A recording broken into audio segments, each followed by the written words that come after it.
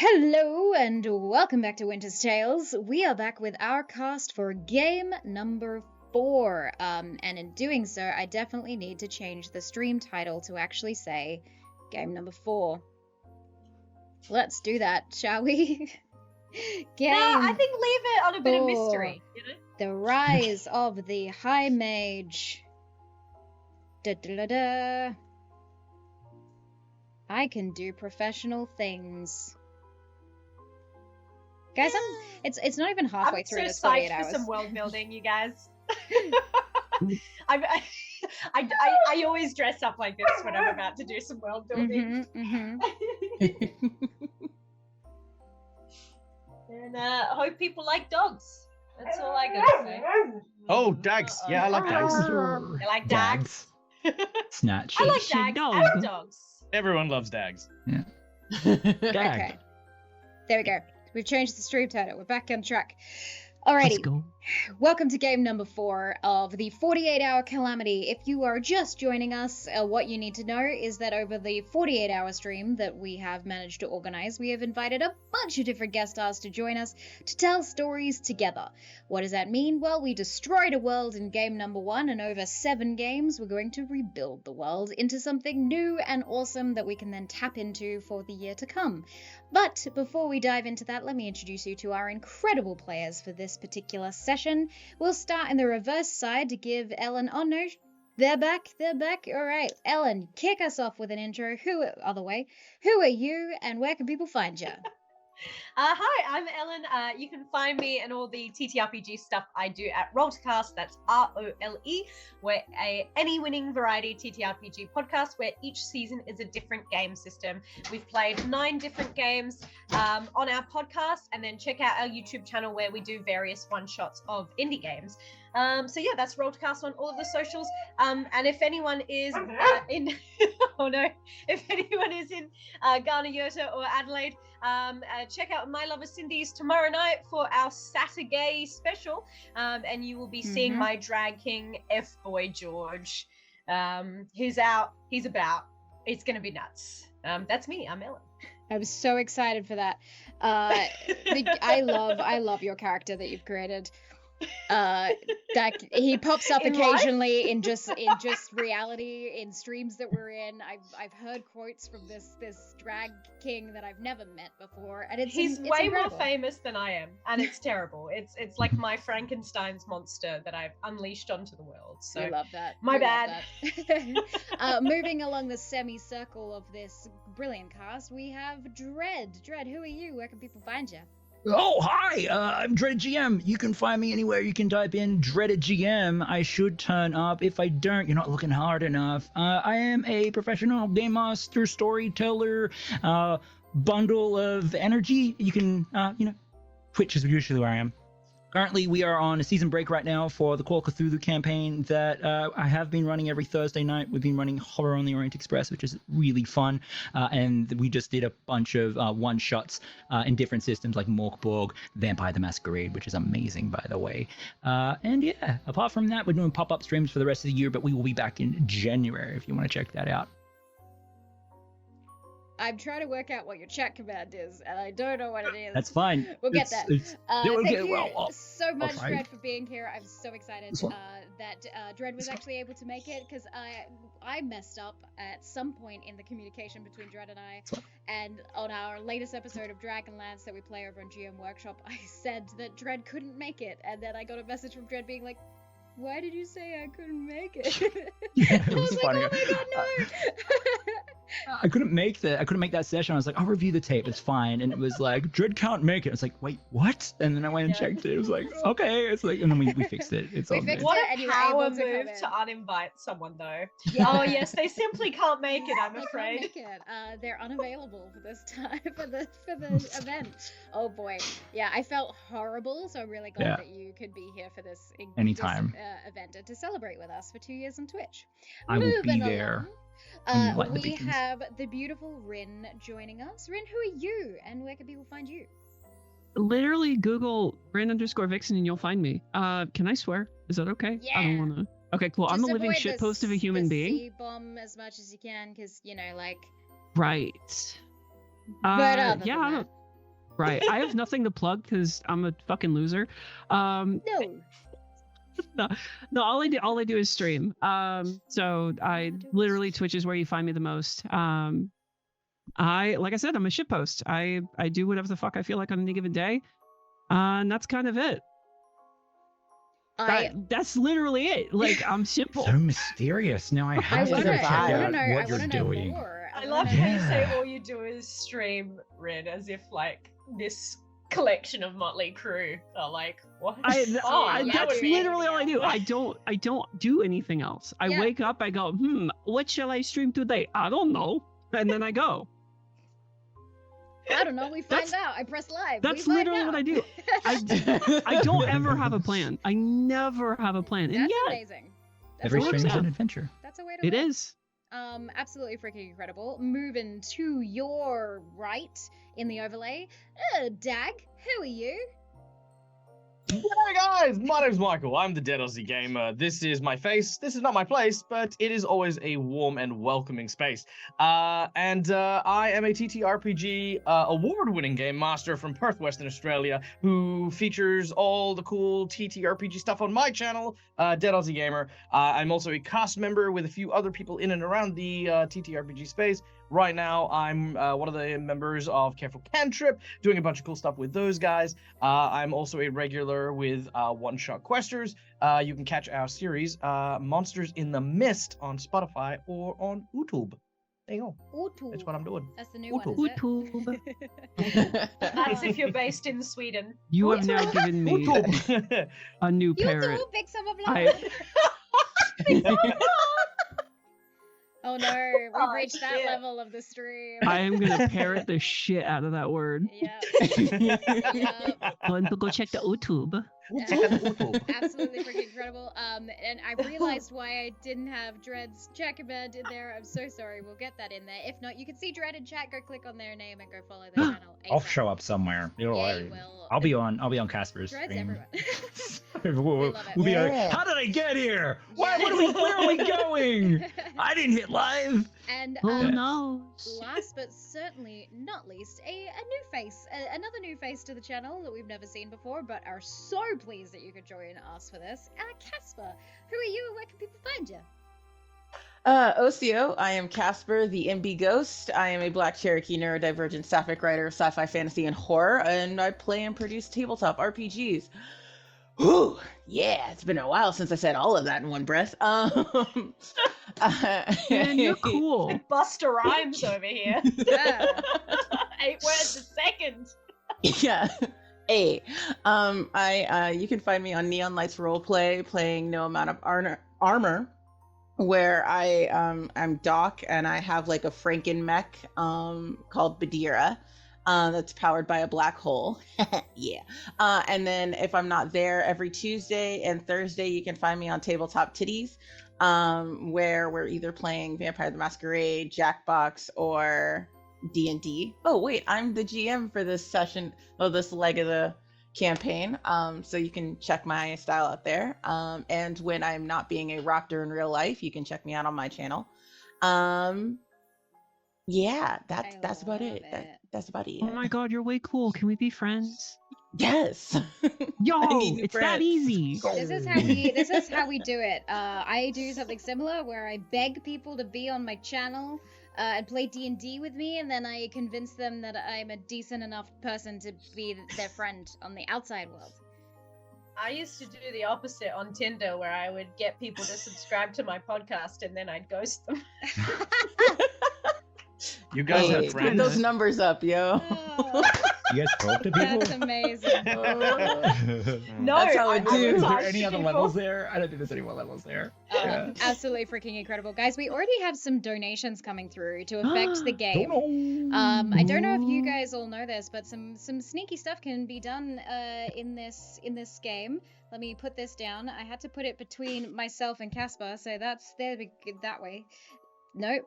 I can't point this way. There's a beautiful little side scroll here that tells you what you can do to affect the game that we're playing. You can give an advantage to a player, you can give advantage to me, the DM, you can disadvantage a player, you can gift an item or a condition, you can cause a chaotic effect, or you can cause a wild magic surge, which will happen on a completely customizable table that I have made. So random spontaneous things that might happen, you can affect this world too. But thank you so much for those introductions from those amazing people, and I will write down the fact that we have advantage for everyone, including the DM, except Dag, says this person. So Oh, yeah? that's amazing.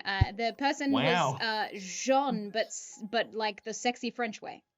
Oh, Jean. Jean. Jean. Oh, And Jean. I'm Apparently. Jean. I am Jean. I'm definitely convinced that the person who donated that was indeed a person called Jean, and Yeah, definitely. not someone doing it out Yeah, of spite. No, of course not. Why would someone try to spite me, you know, and give everyone else an advantage on things? That'd be weird. You can have mine.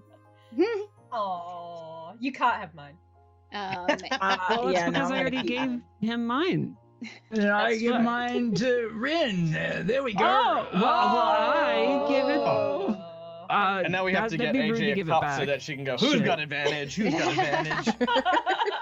I love that so much. If I could get one of the mods to keep a track of those donations, I'll read out what they are. I just need a list. If not one of the players, if you put it in the group chat that we have in the Discord, then at least we can all kind of keep track of who's got what as you use them.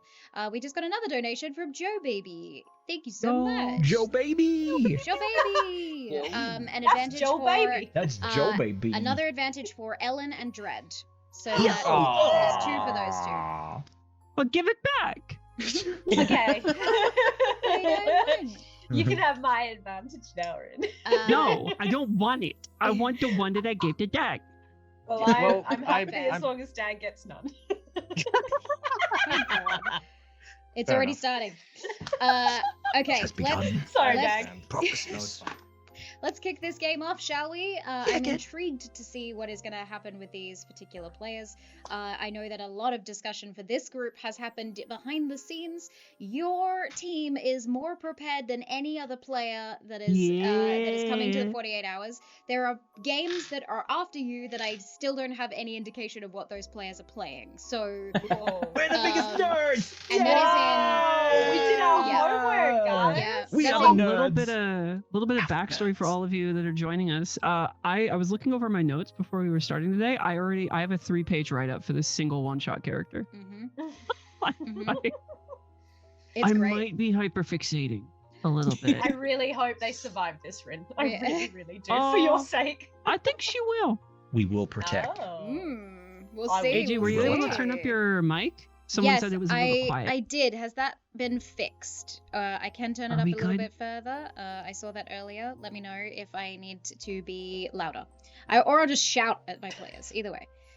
Cool. But let us crack into this story. So, unless anyone is going to tell me that my mic needs turning up even more, I will read. Nothing Well, I'm wrong pretty with much your mic. I'm just wondering why Dag's standing up now. Well, because she's been turning up her mic this whole time. I mean,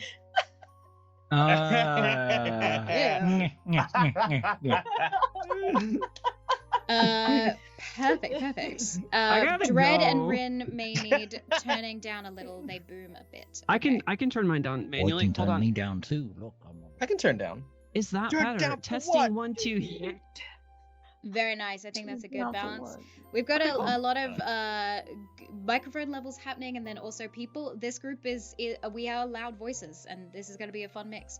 So let's crack We into are this story. sex bomb. Sorry.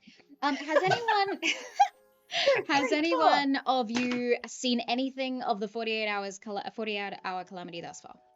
Nope. Sorry.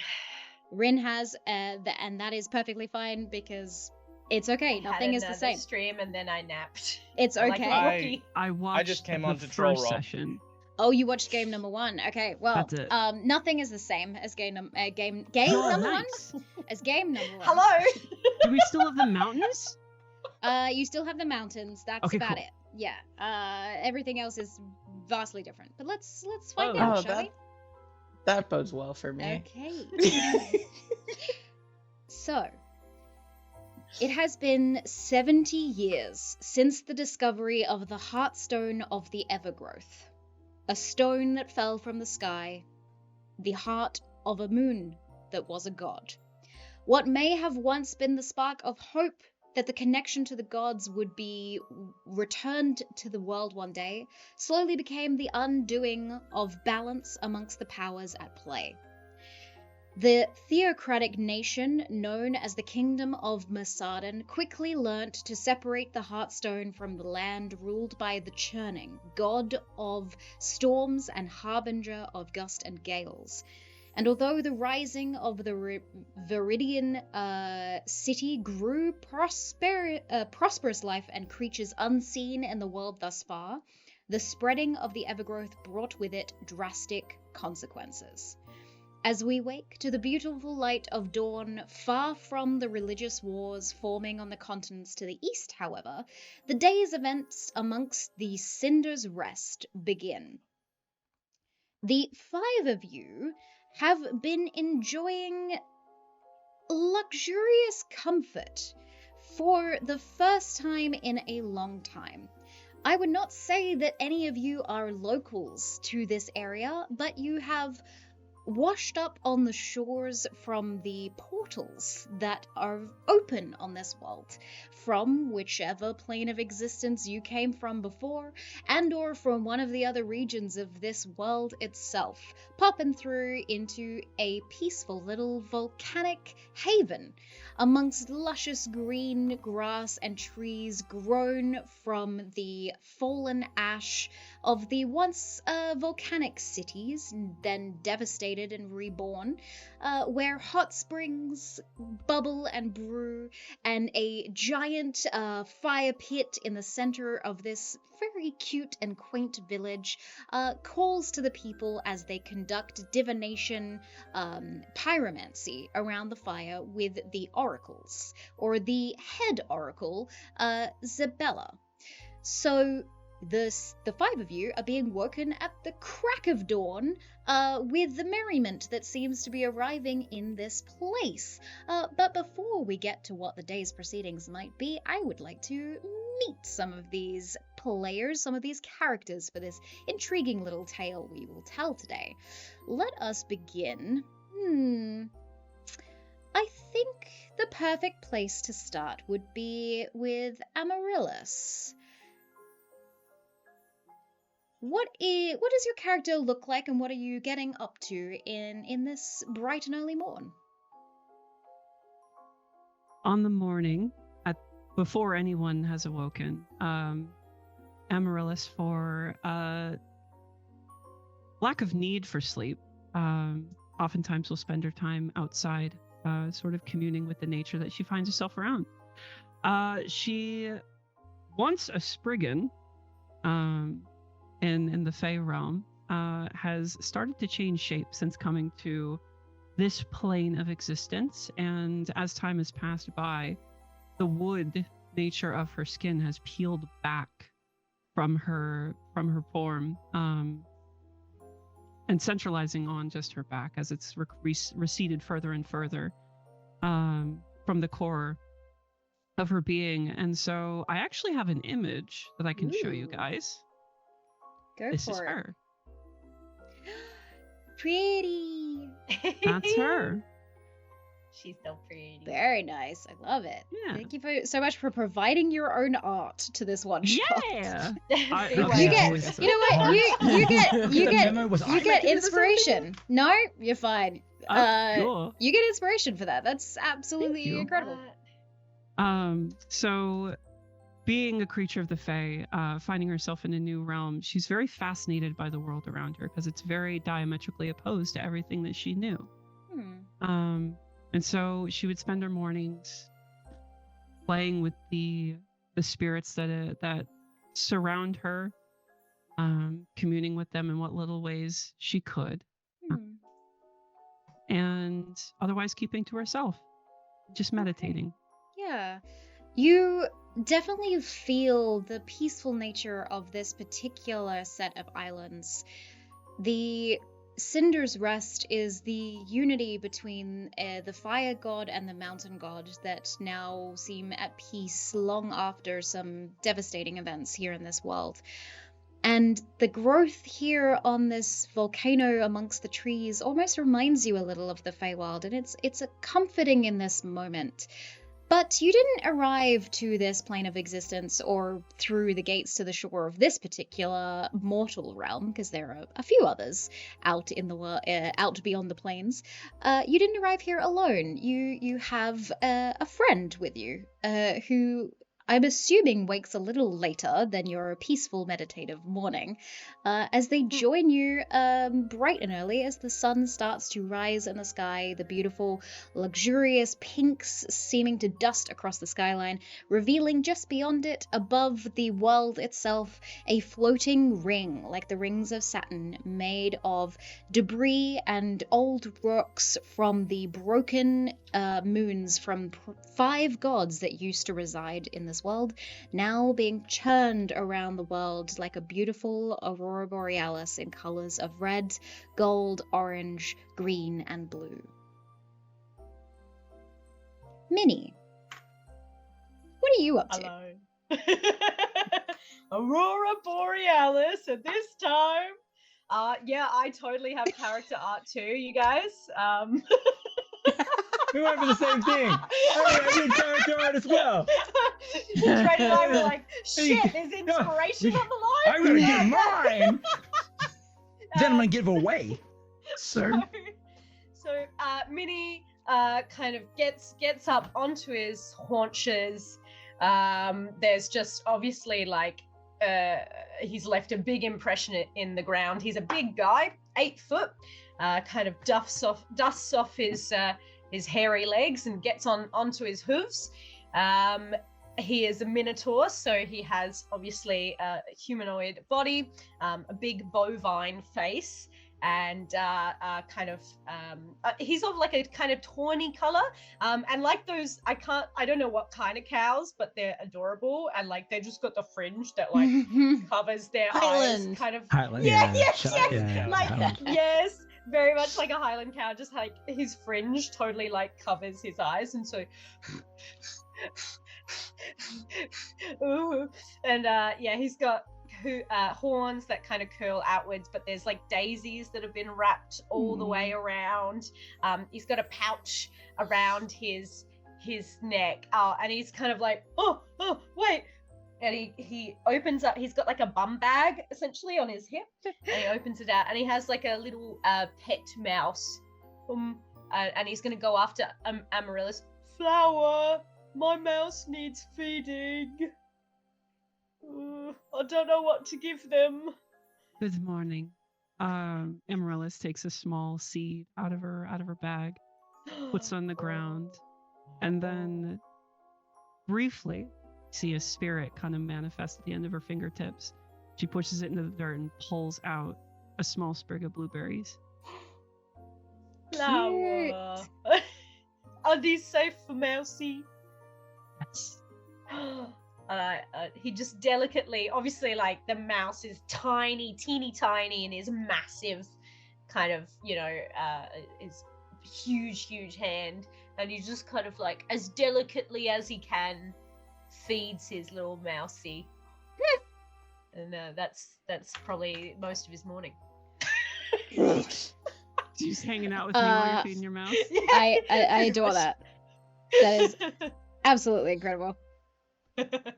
You do so. You feed your little mouse, and you see that in the area that has been set up for you all, it is sort of like an array of tents and small huts for what they're calling the Lost Wanderers. Those that arrive on the island that may not stay visitors for now, or if they get brought into the society here, they will eventually find their own homes more directly in the city center, in the village. But for now, the Lost Wanderers seem to reside in this area. And so another face that we spot and exiting out of their particular hut that was given to them, Cassian. Dag, could you please introduce your character to us? Dressed in dark leathers with very, very pale, pallid skin, features that would be very easily indistinguishable from that of an elf, with long, sweeping white hair, strides out Cassian. As he does so, he has a very tempered look over his face, very joyless, but nonetheless fixated on the preparations for the celebrations and the revelry.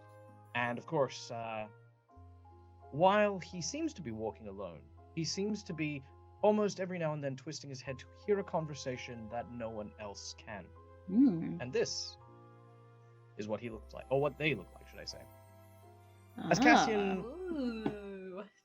As Cassian walks out, he approaches Amaryllis. Good morning. Yes, it is good to see that you did not perish in your sleep. Why would I you say suppose so. something like that? Oh, Minnie, it's fine. A lot of people die without ever realizing that the morn has ever come. Thinking about it right now, there's probably quite a significant amount of people who have woken up to the pallid sounds of the death knell. Oh, well, they should have earplugs. I've got some. Just pulls out like huge clumps of probably compacted dirt and moss. Cassian takes the dirt moss and inspects them. I wonder if this would have saved the children. Cassian, put it in a my bit pocket. morbid for the morning. Is it? Have you eaten? Not yet. Maybe save your appetite for the festival then. Flower, would he like some blueberries? Well, they're gone. You ate them all. Yes.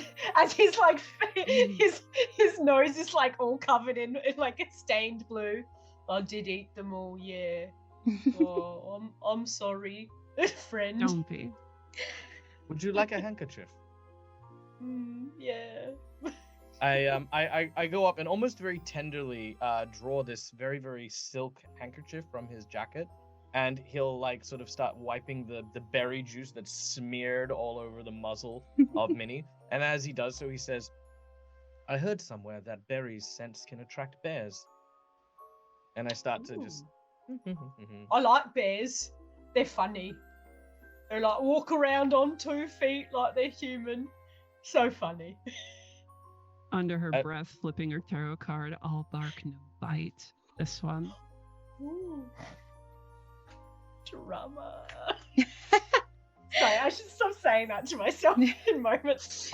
Drama. Oh, I understand now. Bears that stand up are funny because they are stand-up comedians. I don't get it, but it sounds funny. This makes sense. I understood Minnie. Amaryllis. Nothing escapes you. Nothing at No. all. Nothing ever does. Nothing will escape me. I'm too fast. Look, he just darts over to a tree. How long have the three of you been on this particular island? Do you think? It's a good question. I'd just go don't wherever Amaryllis goes. I'd say one day not enough, but one day more than I meant to. Good answer. Okay. So I'll say that it's been roughly between a week or two here in this particular area. Whether you have spent more time in this world, that may be the case, but in this peaceful little village, it's been about a week. We're going to introduce the last two characters of this group as we move over to Drogen. I believe I got that right, because I had to write down the pronunciation. Drogen, where would you be at this early in the morning, do you think? I woke up with the sun, and Drogen is walking around basically trying to find the semblance of the shore, because all it is volcanoes and forest, and they're where is water? They are a pale blue water genasi with a mess of curly hair that is seafoam green, but they've dyed the ends purple. Right now they are just basically as naked as society will let them be. Mm-hmm. Like they left their clothes back at camp. It's fine. And well, across their body is like lightning markings of a darker blue and like purple across their front, their arms, their backs, and their legs. They have a tattoo from their former crew on their bow arm, and like they're just and like small scars underneath their chest of like similar to top surgery scars, as they're just like chilling, trying like seriously doing their best to like let like the water that like, so they create water and they're just like survive, and then as soon as they put it down it like evaporates because everything around here is too damn hot. It's a very He's thirsty. a very wonderful temperature for many other people. For someone who is a water genasi, it'd probably be a little too hot, a little too humid. It is one of the only locations in the world now with the ability to retain natural heat from the depths below. But you do eventually find water, but every time you do, it's a little disappointing. The oceans here, since the destruction of the moon that represented the goddess of the oceans, the roiling depths, ever since then, the water itself is unbelievably still, like glass. No movement across it unless someone tries to take a ship or swim in it, at which point the water immediately changes swiftly and vastly to kill any mortal that tries to cross it, dragging them down into the depths below the water. So it doesn't feel the same, it doesn't look the same. It's like looking out at a mirror across the land. Almost like you could walk across it but can't. Yeah. So Drojan would be sitting there pondering, it's like, so how are we gonna do this today? As you are pondering things, I believe the last member of this particular crew of people is going to wander over to where you are, or happenstance is in the same location. Dread, if you could please describe Mira for us.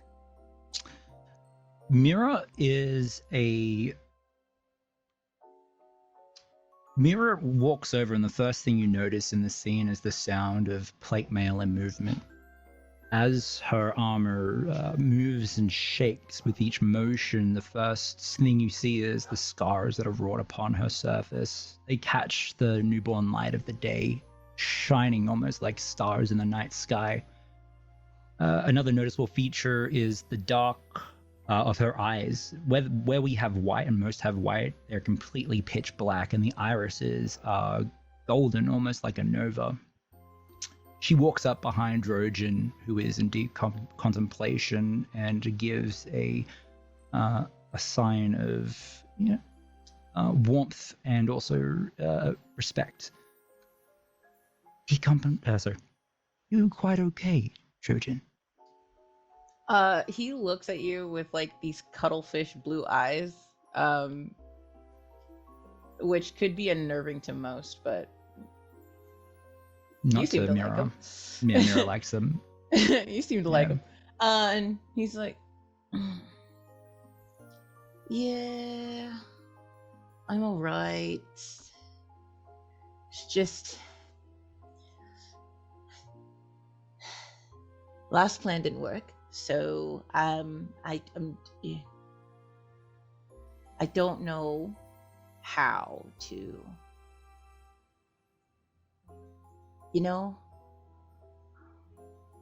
I don't. Are you trying to leave? Well, I mean, everyone here is great. I would just, like to get back to the sea. It's been a minute. But, she's still mad at me. Like, just in general. You've often spoke of her. Well, yeah. It's not fun getting banished, like, from the sea. Like, I was a pirate, and now, I'm just fabulous. My understanding of pirates is that they are free, and wherever they go, they'll find something, an opportunity, a treasure, a story. This is one of yours. And if you haven't found it, you will. You're only free as the sea will let you be. Right now, I am a prisoner on this island. With great company. No, don't get me wrong. You are all fabulous. It's just where I come from, Trojan. The sea is the stars itself. I think that there would even be land pirates. I think they call them bandits, but you could still be a pirate here.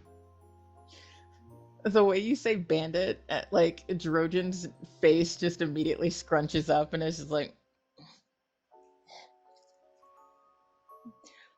I know you're trying to help, Mira. I don't want to be a bandit.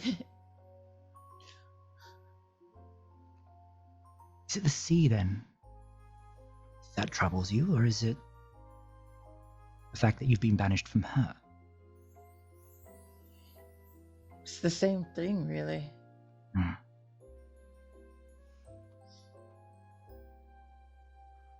Who banished you? I'm just trying to find. Well, she did.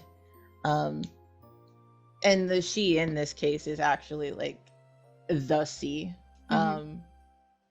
So, like, yeah, I think Mira's trying to make sense of it all. Like, is it a metaphor? Is it like a singular person? Because like piecing it all together, she sees that you are like really, really going through it. Maybe we should go get some of those blueberries. I can definitely smell them, and I hope that they haven't fed them all to Minnie's mouse. Mouse? How many does Minnie have? I counted one, but I it could have been the same one. There's usually more than one. Yeah. They all look alike to me, so it's just like it could be a legion or it could be just one that I've seen a lot. But yeah, blueberries sound nice. All right, let's go. Minnie Mouse. Right, okay. You head back to the. Oh damn! I didn't even realize I did I know. that. I stumbled upon it in the Minnie- roleplay. I'm like, I'm just gonna point that out because like if there is a Mickey, I'll be very happy. All right, I'm a cool. goddamn Disney don't sue hack. us. All right. So sorry. Yeah. So sorry, I love everyone. You make your way My back brain. to the area of the Lost Wanderers as you start to hear beautiful sounds of wooden flutes off in the main village area, and you see that a lot of people are gathering with sort of small torches of flame, carrying their home flame, their lantern per se, to the great fire of the center of this town, this village known as the Cinder's Rest. You are all welcome to join in the festivities of this celebration if you so wish. Not that you have experienced one here before, nor do you maybe know what you are in for with it, but you do know that the oracles are known to see the future or read the destinies of individuals, and so you're intrigued by this. Would you like to go and see what they are up to, or is there anything else you would like to do? I would like to go to the festival. I suppose we should. I Give want to us get my some face sort of painted. direction. Can I get my face painted? Sure. Sometimes they make this cloud out of sugar. It's really nice. I've never had it before. Flour, please, can we go? Okay. It'll give us a direction anyway. So Are why we not? together? The five of you are now together, yes. I would like to try this cloud of sugar. Yeah. I don't That is know the how most they important make thing it. right now. They conjure it, I think, and then it's all pink and sometimes blue. It's great. I Sounds like lovely. blue. Let me blue like your eyes. Like Drojan is putting on the rest of their clothes because you guys think, oh, we're going into town. I guess I should put pants on. But wherever they go, it's always like barefoot. They always look like they're ready just to dive in to some water. So all they're wearing is like a leather, like very tight fitting leather armor, and it's mostly for like an aesthetic, not really super useful.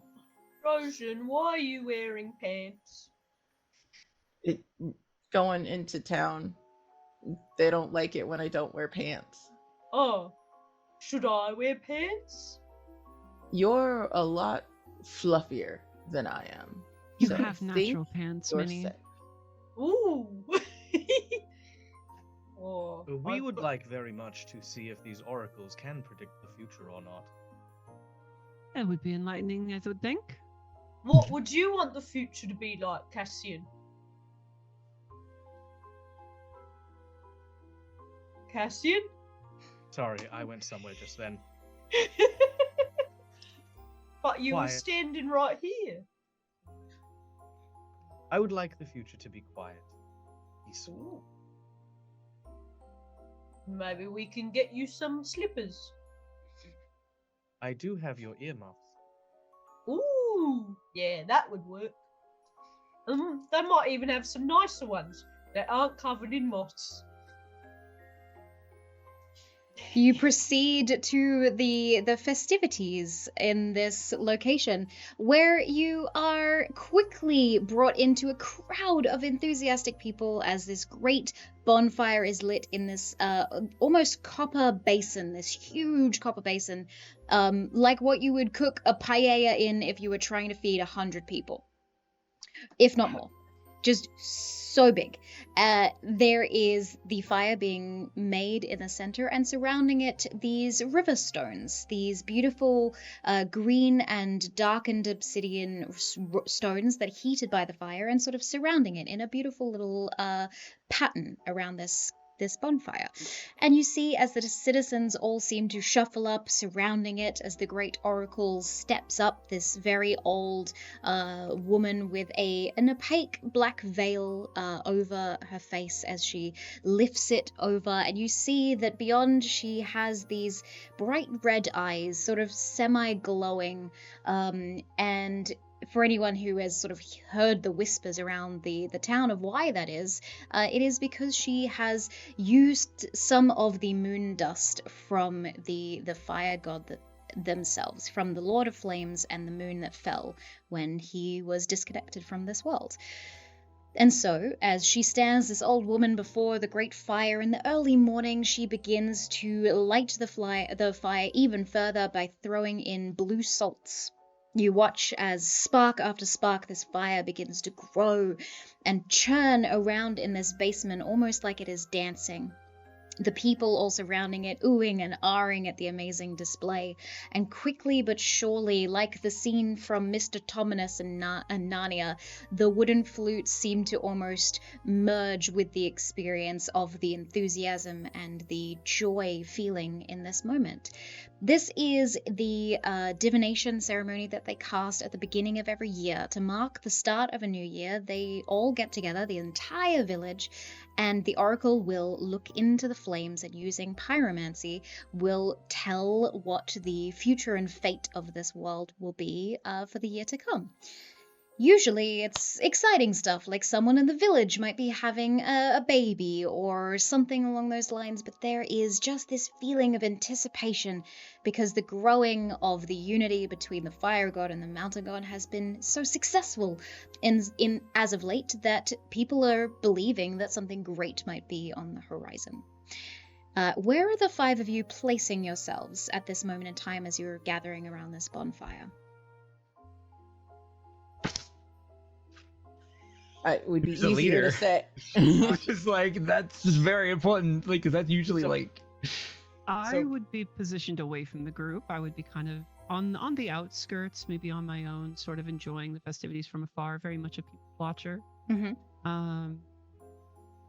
And just relatively kept to myself, but encouraged. I would join in some of the minor bits of revelry. Mm-hmm. Mm-hmm. Cassian would be definitely moving as close as he can to the fire and to the stage, enjoying the myriad of the marriage between the fire and the light that's coming from it and the darkness of the shadows that are mingling with it, quietly pondering to himself if she looked into the fire and couldn't see anything, because if I killed her just afterwards, would she still be able to see the future? What a deep and dark thought. What a fun philosophical question. I love it. Philosophical question or potential experiment? We will find out later in this episode. We will certainly get there. Dag, if you could turn your mic up just a fraction, a little bit. You're a bit quiet for me. Oh, chat also agrees. Just there we go. a little bit. Yeah, perfect. Yep, cool. We overcompensated earlier, but we're back on track. That's the name of my game, okay? It's overcompensating. Overcompensating. I love it. So we see Amaryllis a little bit off in the distance, away from the crowd itself, and Cassian very close by the fire. What about Minnie? What is Minnie? Where is Minnie located? Minnie would have been so excited, like, as if there's a thing to pass through, he would have just like trotted off real close. But as soon as he sees like the sparks of fire, he just kind of like snorts and rears up a little bit, and kind of like, you know, kind of turns his head and like runs back to Amaryllis, and it's just kind of like, oh, I don't like it. It's scary. I'll protect your flower. It's like whatever my dog's doing right now. I do that. He starts barking. I do that. I'm essentially just a big scaredy cat, and I'd go to Amaryllis for comfort. I love it so much. Perfect. What about Drojan? Where would they be located at this point in time? Yeah, Drojan, as the flames get bigger, is like, nope. So they're far away from the flames while still kind of being part of it. They've been practicing, like, there's well, not to get out of practice, so they've like climbed like up to the roof of like the nearest building and kind of just watching things, because instead of going far, like, you can only go so far back before you're no longer part of it. So it's like, I'm gonna go up and just watch from up here. And I love that. Yeah. Perfect. And then Mira, where would Mira be located? I think Mira's always got this habit of just like watching everyone and their machinations and whatnot. Definitely on the lookout for the conjured confection that is the sweet cloud. If that appears, let me know. But I think the one that has drawn Mira's attention the most would probably be Cassian, and is watching Cassian from afar, and might toddle up if there's a roleplay scene there. Okay. As you start to make your way towards Cassian, something very interesting happens for the 5 of you. I will need you all to roll me a wisdom saving throw, please. Well, that's great because because I have a 0 for wisdom. Perfect. So I feel confident. I feel great about this. You do have 2 advantages. That is a 24 for me. Ooh. 17. Ooh. Not actually too bad. You know what? I'm gonna use that inspiration that she gave the group earlier. Yeah. Because that 2 ain't cutting it. Yeah, I actually rolled a 2 as well. I'm gonna use one of mine. There we So- go. 18 is better. Great start. Okay. 27. Great start. Good 27. rolls all around. Okay. So I got a 14. I got a 14, but I want to point out that I'm using the D&D Beyond roller, and it has the tarot card dice, and it literally drew the card of the flame. So I'm like, Oh, that's cool. I hate it. It's a bit creepy. I like it a lot. Bit creepy. Unfortunately, no one has gifted you an advantage yet. No, that'd be Because one awful person to decided to throw frickin- it in your face. I mean, I rolled pretty well. You could take mine. Well, so as all of you rolled relatively high, that is actually what you should have been hoping for, as these whispers seem to permeate the back of your mind. You feel yourself hearing the call of sky and stars, the sea below, the things that grow on the ground and treetops above. You feel yourself in the snow and also on the sands of the shores. As you look out in the distance, the five of you start to see a vision. You see the day's proceedings here in the festival, the villagers of this beautiful town enjoying the comfort and the peace and the prosperity here on these islands. And then you watch as the sky begins to darken, the swirling rock above seeming to cascade over like a veil, like a shield being grown over the world, blocking out the sunlight. The ocean itself starting to churn, a darkness rising above beneath the water, cascading the ocean spray itself over every continent on the world. And in an instant, you are lifted up, almost bird's eye perspective, to see the world as it begins to overgrow with trees and vines over every surface of the world itself. These three elements seeming to destroy the world in their own individual way as darkness consumes and people are lost to the pandemonium that strikes. In this once peaceful town, the only thing left, the brass basin in which this fire churns. And in an instant, you are teleported once more in the vision to the opposite side of the world. You drift across like a bird in the sky, and you watch as this great tower rises in the ruins of a once prestigious city. And within it, a ceremony on the other side of the world where a crown of inky blackness is placed upon the head of a high mage. You have no clue what this means or who this is, what this might signify, or how long this timeline is. But as you are pulled back into your own minds, into your own spirits, you look at the flames and you see the confusion on the face of the Oracle herself. For the first time, she did not witness a vision of the future. Instead, the five of you were gifted with it. Mira, you are still walking towards Cassian at this moment as you are all snapped back into your bodies. Cassian. Yes. Sorry, I was elsewhere. That seems to be happening a lot to me today. Did you experience that as well? Cassian turns and he says, "You as well. Tower, the crown, the high mage. We saw it as well. But is it something prophetic in nature? Or merely a trick of the ceremony?" Look at the oracle's expression. She may try to hide it, but she is worried. We should find the others. Find the others. Would I know? Yep. Would I know if the overgrowth that's kind of occurring across the planet, would I be able to tell if that was Fey in nature or Druidic? Roll me a nature check. Sure.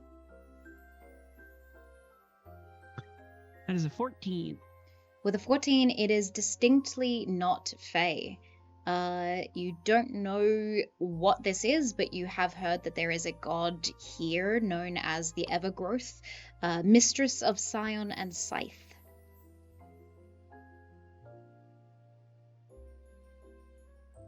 Bless you. Thank you. You all begin to converge or go in a direction away from the flames themselves as the Oracle is putting on a brave face, but definitely looks like they're trying to cover and tell a regaling story of a vision that they've seen that clearly wasn't what they experienced, or definitely not what you all experienced. Trojan, where would you be heading? Are you going to stay on that rooftop? As I see the rest of my party like converge and like are leaving, I'm going to try and spot some of the like candy cloud thing, and kind of pull an Aladdin and like snag some from the rooftop and then like hop off. I love it. I played with Enjoying AJ the rest before, so I want to make sure that this isn't a multiversal treat that we've experienced elsewhere and it's not in this world. Hey, I'm happy to roll with the punches. There is now Sweet Cloud. Okay, that is what alright. it's called, Sweet Cloud. And I would like Casper to please roll me a sleight of hand. Let's see how good you are at Aladining it. Is that Yeah. now, I love it so That much. that is a verb. So good. Oh, you said sleight of hand. Darn it. Mm-hmm. Okay, that's fine. I can make that work. You can do it. You just gotta believe. Dirty 20. Yeah! Whoa! Dirty 20. Yes. Put it Yes, we love to hear it. Love to hear it. Absolutely incredible. You scoop up a hand of Sweet Cloud from the salesman, who I imagine now that you've made this canon is similar to the Cabbage Man from The Last Airbender, but with Sweet Cloud instead. Yes. And you hear sort of as you skitter off into the fray through the crowd to reach your friends, you hear the salesman look up. Hey! Yeah. Oh, you gotta give us the name, small AJ. businesses, You gotta I give us say. the improv the name, the world building. What's it called? What's it? Sweet it's like- Cloud! Sweet cloud. My sweet Oh, cloud. My Sweet Cloud! Where's my sweet clouds? I had 6 of them in a row. One. Oh no! I mean, I love that everyone rolled with my description because I was just talking about fairy floss, y'all. Mm-hmm. Yeah, I know. Great. Made with Yes. real fairies. Yes, we do know that you were talking about very Amazing. I hope not. I was thinking a plant or something. And I love that it's got its own branding now. Yeah, So floss. It's just sweet. So It's very. just Sweet Cloud. it's just It's Sweet just Sweet Cloud. Sweet Cloud. We'll find out what it is Honestly, later. Yeah, A we'll figure better it out. name for it. I like it. It's and I when I hold on to it, and like since I am kind of trying to keep myself perpetually sort of moist in this really dry area for me, it's just kind of like sort of dissolving in my hand and making my hands really sticky. So I'm sitting there like, Oh no, that's the worst. Like It's that like- video of that toddler with fairy floss that he accidentally put in a fountain and then it just disappeared completely. You watch as it is slowly starting to shrink in size. You don't know why. It baffles you. But you do get to Mira and Minnie just as you have sort of a softball size left of whatever this thing is. What's that? eh. Yes. What? Yes, that's what I think it is. Looks more like a rock than a cloud. I don't. It started shrinking in my hand. Will I have some? Please, quickly. I'm gonna hand it to Mira, and like just Yeah. what remains coating my hand is just like a sticky mess, and I'm like, Mm. Crunchy. Yeah, I Um, want to say it's like a cross between a grouping of fairy floss and a bow bun. So it's sort of like it sort of pulls apart. It's got a bit more stretch to it than you would assume, but it's very Like very sweet, taffy. like taffy, like Yeah, yeah. woven taffy. And I Mira's made a new delighted. thing. wasted on DMing. You need to get into food service. Food Wow. No.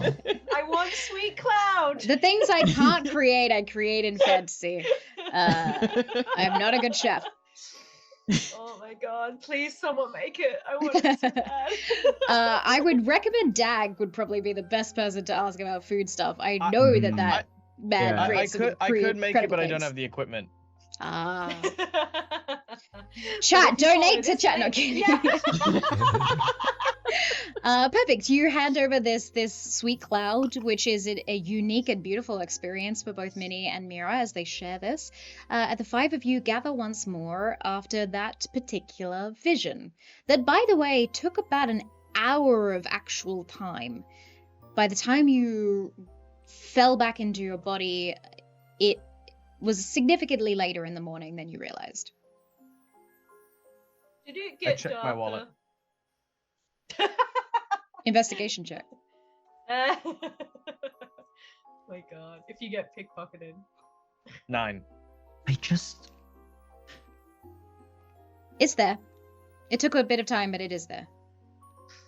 Amaryllis, Hmm. you didn't misplace one of your herbs or berries or something in last night's meal. No. I don't know if the rest of you had this, but me and Cassian had an experience. As did I. Yeah, I just thought Where you it could was fly? my ancestors trying to talk to me again. Yes. Took us across the sea. Used to be a massive overgrowth. It's not from the Fae, though. Could tell that much. But there is someone that I remember hearing about since our arrival. Someone who might be responsible, maybe a lead, Mistress of Scion and Scythe. Does that Did mean did anything? we see May I do something a that religion happened? check? Or is it like a dream?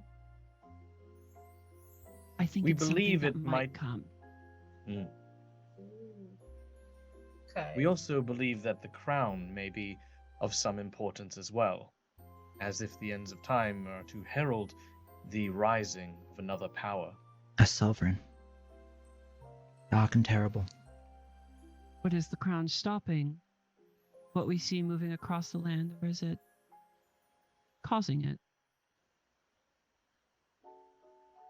The Oh no, sorry, you go. I was Drojan is going to be like, any opportunity to go across the sea again, I'm down. Get the feeling we won't be on the sea, Trojan.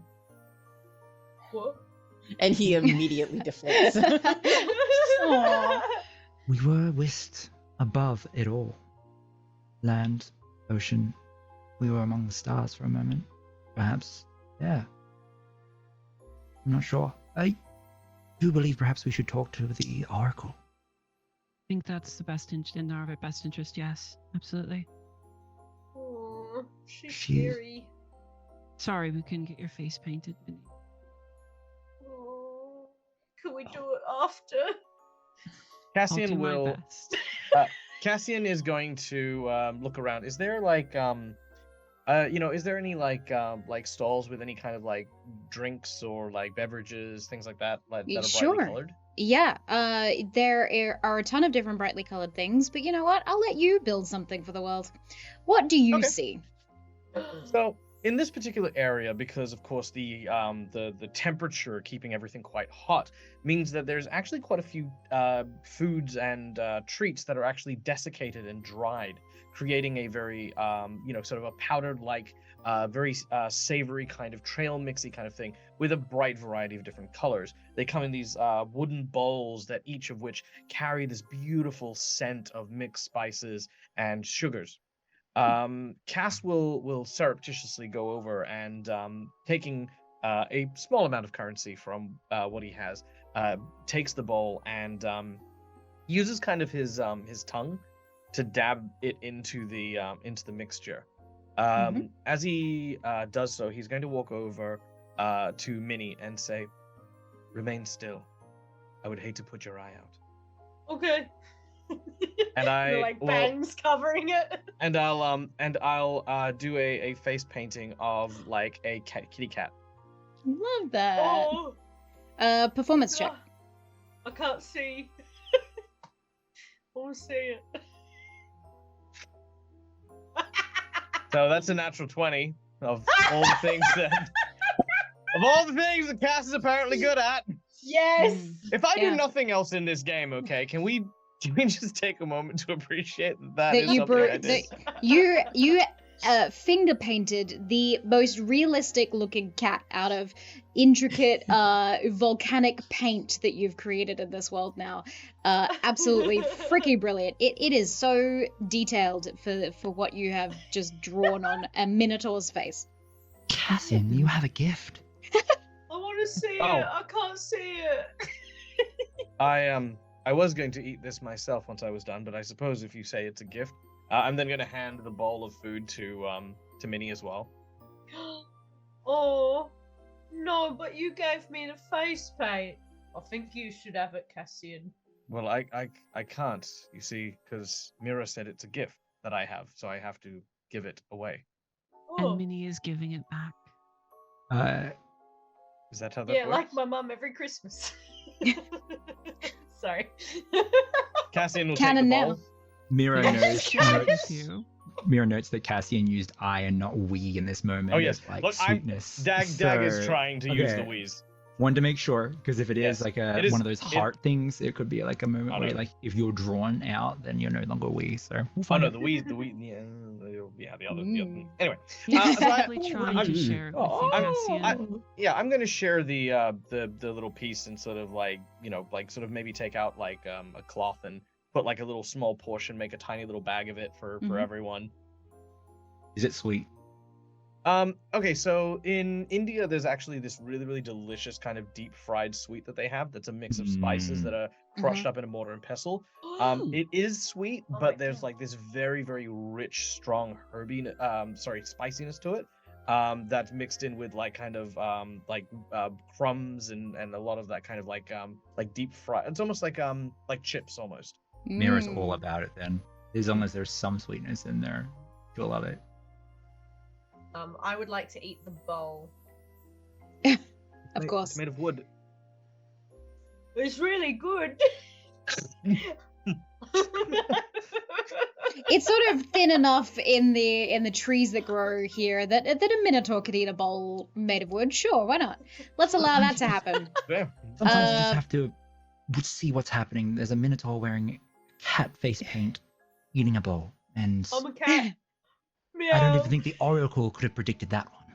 Just Thank you so much to the gifted subs to the community from Kieran. That's very kind of you. Thank you so much. We have surpassed our sub goal exponentially. We're at 126 out of 100. That's insane. Thank you so much.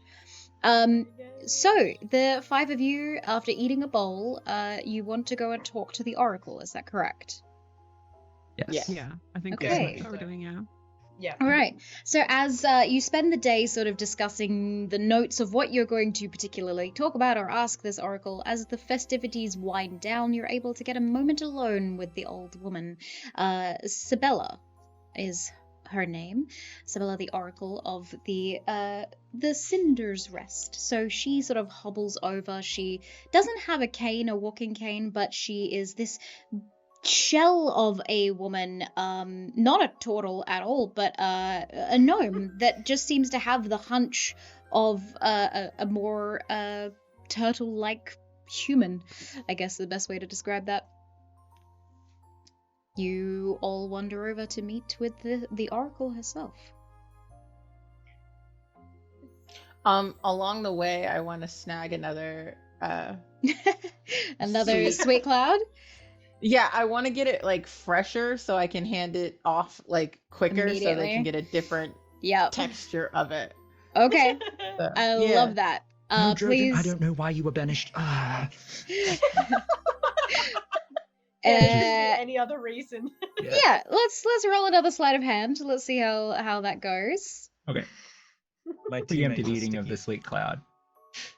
Sticky fingers. Oh. So I got a 7. Yep. Oh. This time a sharp cane comes down on your hand as the shop salesman says, "Don't hit my sweet clouds! Get out of here!"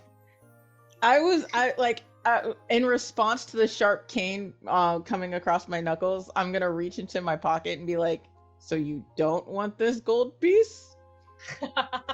Well, now that's not what I said. Thank you for doing business. Yeah. Hands And over I hand the- off the I love it. I love it. Brilliant. You wind your way This up would the curving cobblestone sanded path to the home of the oracle, or the more prestigious hall that people would meet with the oracle with. And she has readorned the opaque veil just for other people's comfort. The red eyes are a little creepy. And it greets you into the space. Come forth into the room. Come. I predicted you would visit. I did. Step forth. I'm sure you did. As we enter the space, this is like a darker room, right? Like not with a lot of like windows or anything. Yeah, it's slightly darkened, I'd say, now that the sun is beginning to set. Can I, like, it's not like really using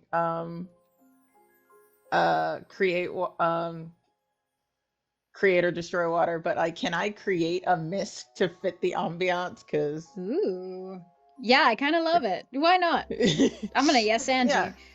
you just like subtly with your hand create water, and there's a beautiful little mist that surrounds you all in this space. Yes, that's all right.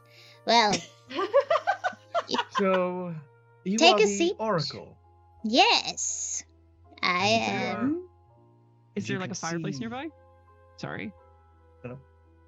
I Is there a can fireplace nearby? I can set up a cauldron if we want to commune. Would you like to know more about what you witnessed this afternoon?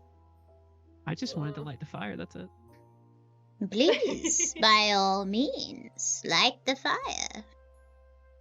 Just in not actual flame, but again, Amaryllis pulls out, seemingly out of nowhere, manifests a blue spiritual-esque type of flame and just lightly guides it into the fireplace, and it lights, not as an actual flame, but something made of different stuff.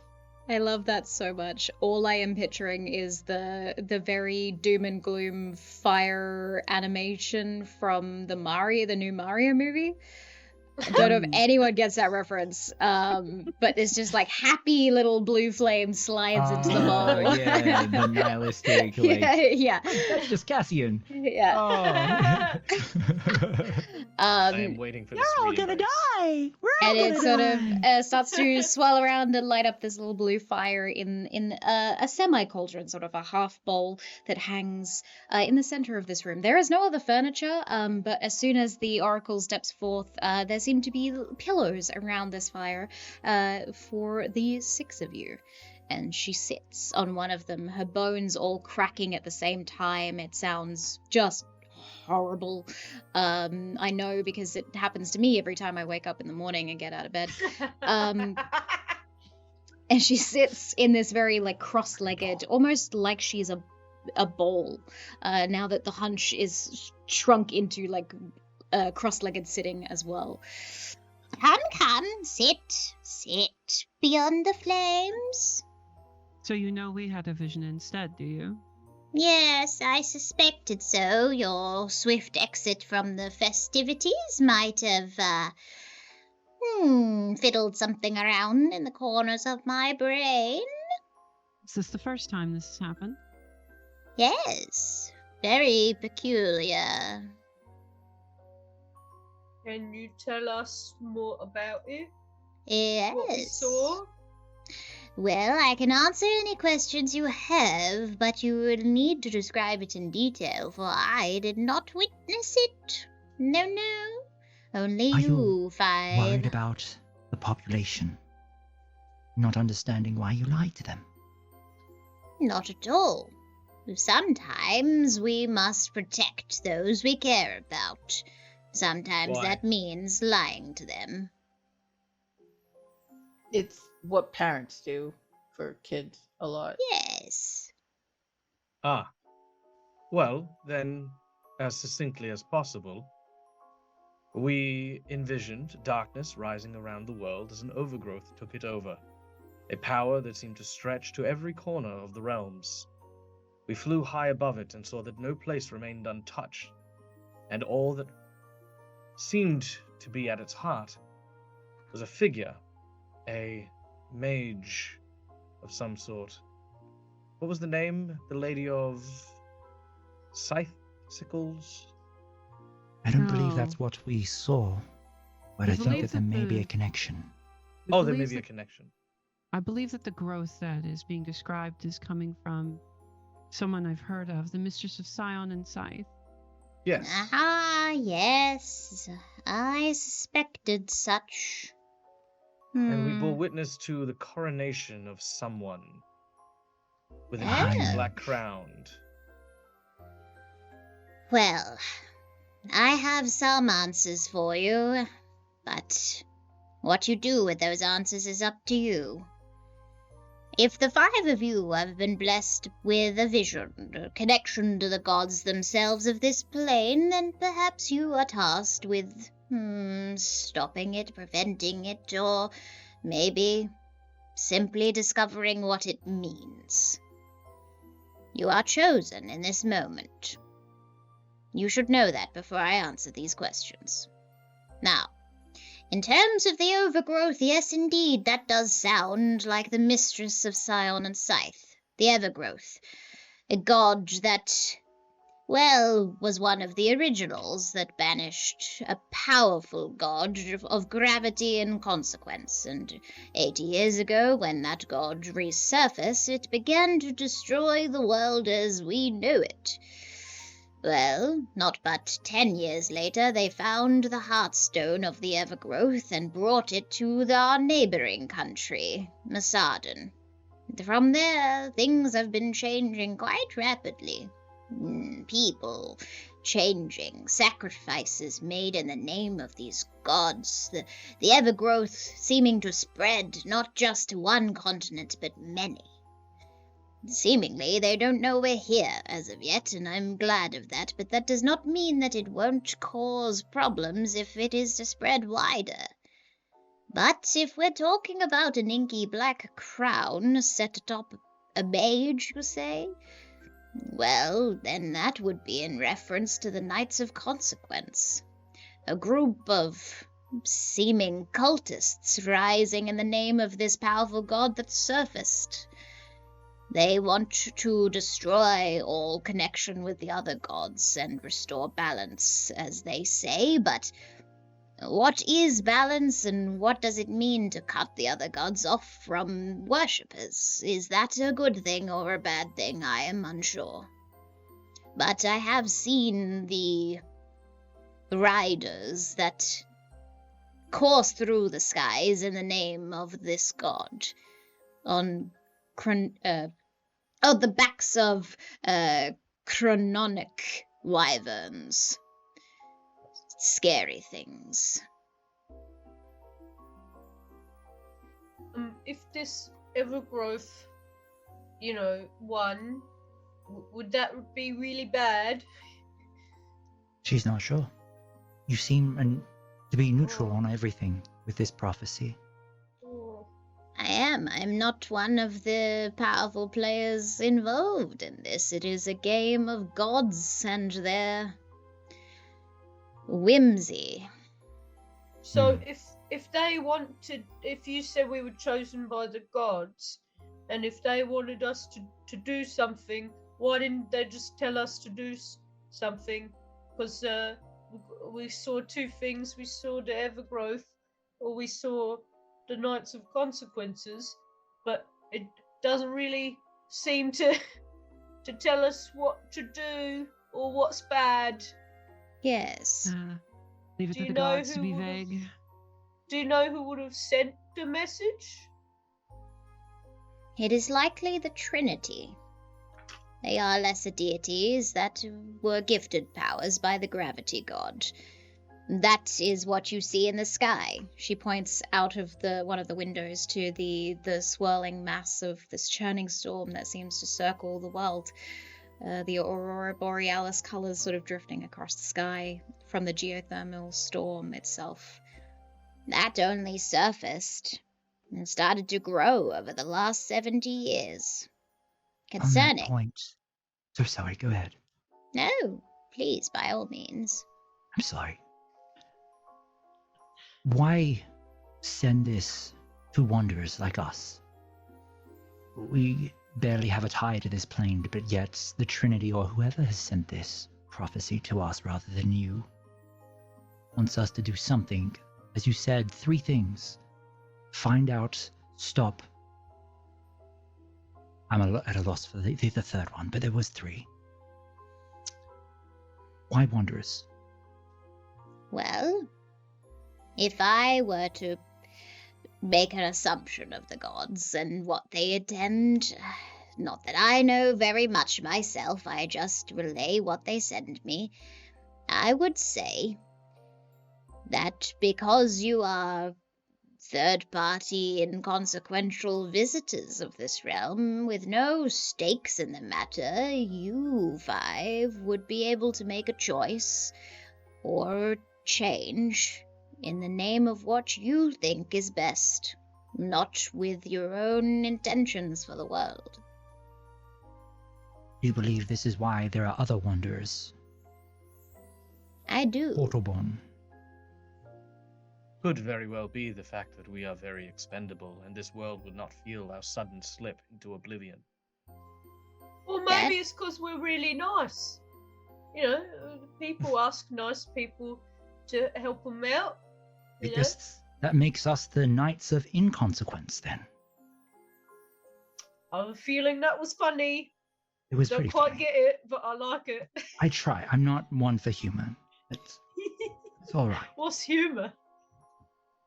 I have a 5 in intelligence. It's fine. Yeah. I think I have a low cruiser as well. I rolled and I thought, yeah, that seems about right. But, yep, that's on point. Yeah, that's aligning with how I'm playing this guy. If I may suggest a theory. Yes? If indeed this prophecy has sought out chosen few, what is to say that the gods were not already influencing things? Our mere presence here, of course, is an abnormality to consider the consequences and sheer fact of the odds of being in this place in this time to receive the prophecy. Indeed. We have a very particular set of skills among our traveling companions. One that I think is not very subtle in the way of how we function. If there is the gods saying quite a vague instruction, perhaps it is not the instruction itself that is vague, but merely the how to get about our business. That might this be po- correct. I look at the others. Trojan has the hand up. Trojan puts their hand up as like everyone else is talking, and I'm like, it's just none of what we are tasked to do happens on this island. Yes. How do we get passage across the sea to get to where we need to go? Well, I would assume that's maybe why you're here. I might be able to do that. There is also a portal off the shore, deep in the blackened sands to the east of this island, where some of you emerged from out of the water.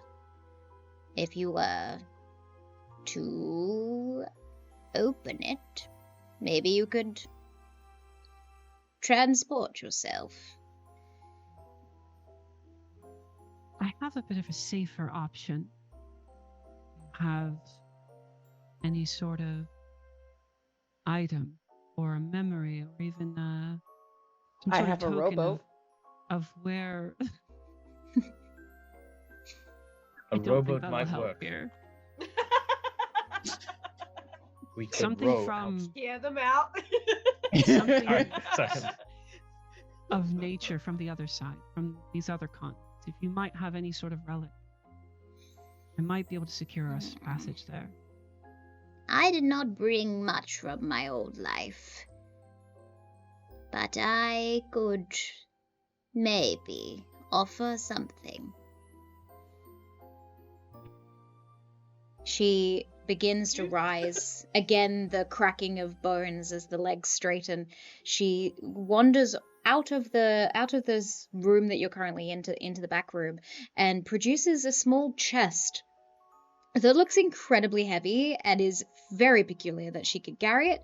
As she walks back into the space, still hunched and slow, but carrying this thing, As she places it down on the ground, you hear the loud thud of how heavy this particular crate is, and she begins to unlock it. She opens the crate, and you see before you a crown.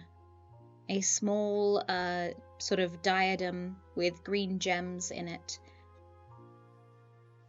This would be from... Well, it's a fallen city now, but the city of Seven Bridges once resided on the other side. In the, old Empire of Ceridian, back when it was called that. Hey, this is Ren asking a question. I know that this spell requires some sort of knowledge of where we're going to, but specifically of things in nature around that area. It's kind of a stretch, but would you allow the crown as a focus? Ooh, yes. Why not? Even though it's not nature based or it's metallic or whatever, but I will. Gems are formed in nature. I will give you an Arcana check for me to make this a possibility, and I will allow you to use your advantage if you need it, because the DC's never mind. I will shut the fuck up and just let you play the game. I was going to say the DC was 18 and it doesn't matter. Nevertheless, you pull out this diadem, this little tiara with the green gems, and you focus in on it.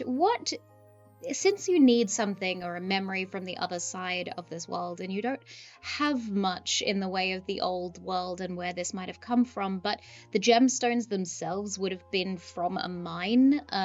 You see that they are like a very dull greenish color, but as you look further at them, you realize that they are tainted and sort of dulled sapphires that have now gone a greenish tinge. And you know of where sapphire mines would be, where they would grow. You could make a very large assumption about what might be on the other side, on the other continent, if you so wish. Feel free to say no. A megalomaniac South African billionaire. Pulling again, seemingly from nothing. Another little spirit wisp apparates in front of my hand, and I whisper to it, "Little one, see what you can find." And I push it into the crown. Ooh. And I want to see if there's any sort of lingering spirit that is tied to this crown. There is indeed. This particular crown was worn by one of the two queens that used to rule that realm, a fallen queen that died in the calamity that happened 81 years ago. From this, you know where the throne would be. You are given sort of a connection itself to the royal line that existed. I know where we can go.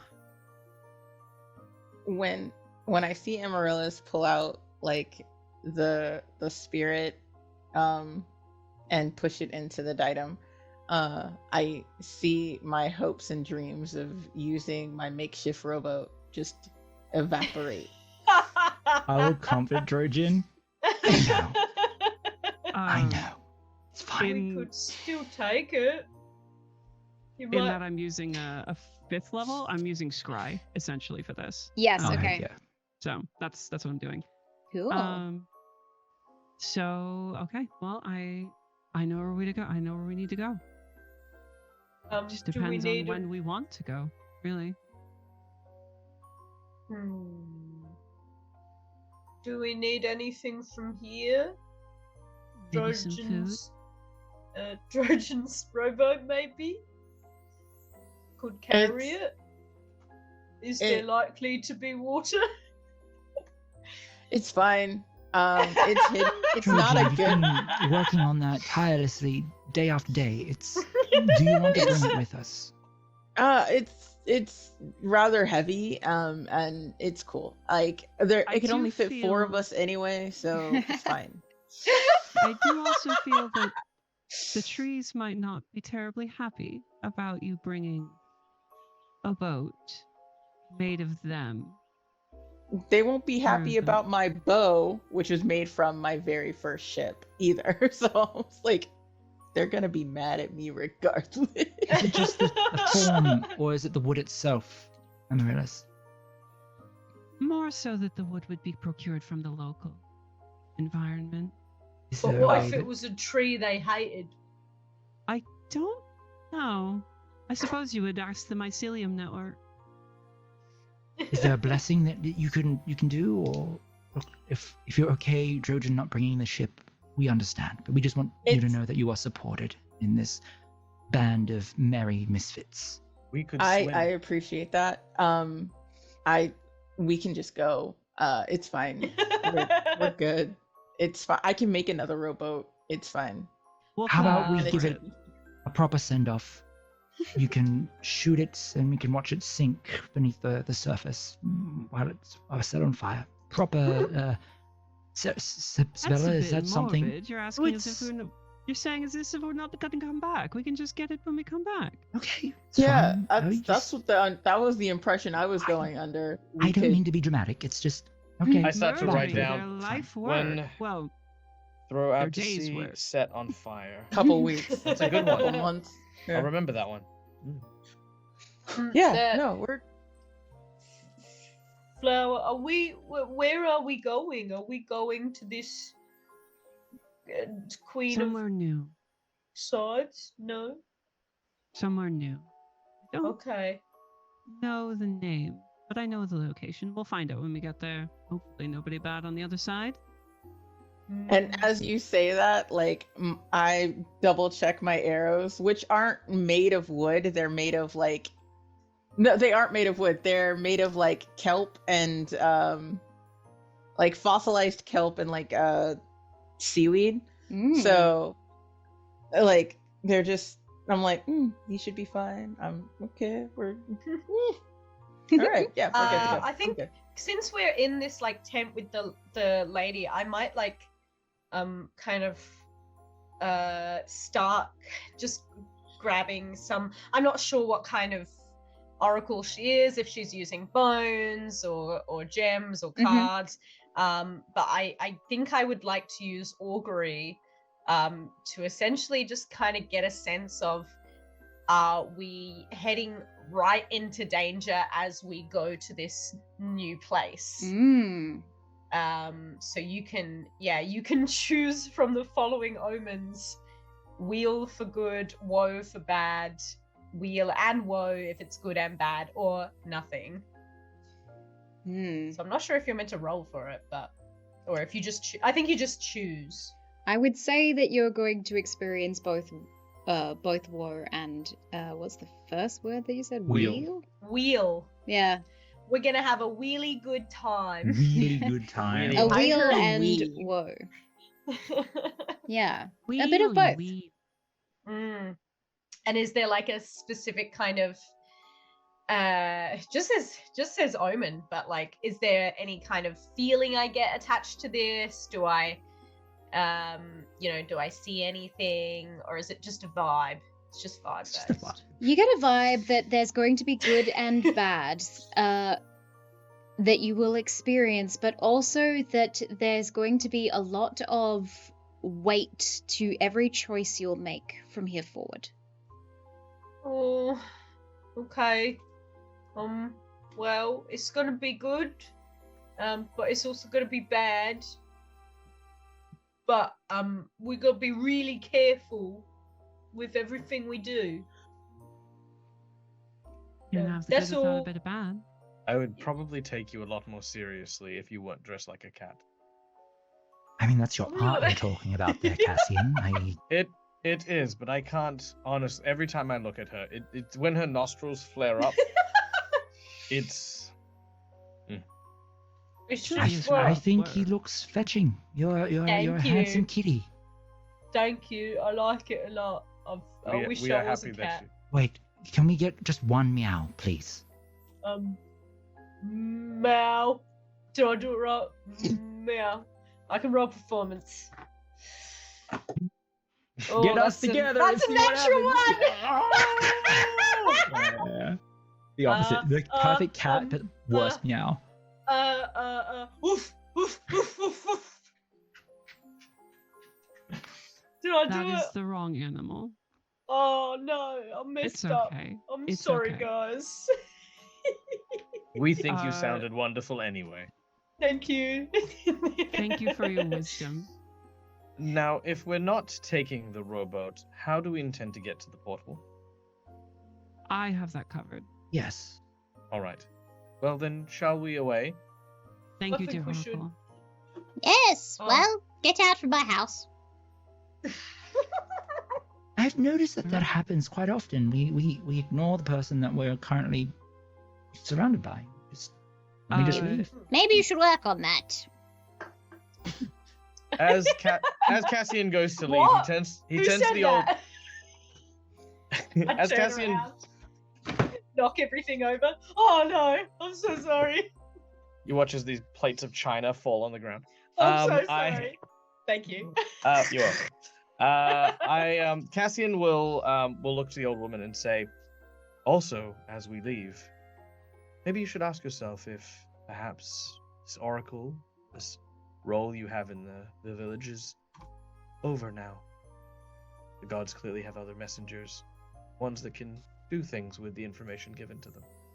I have no doubt about it. But that is if you all live.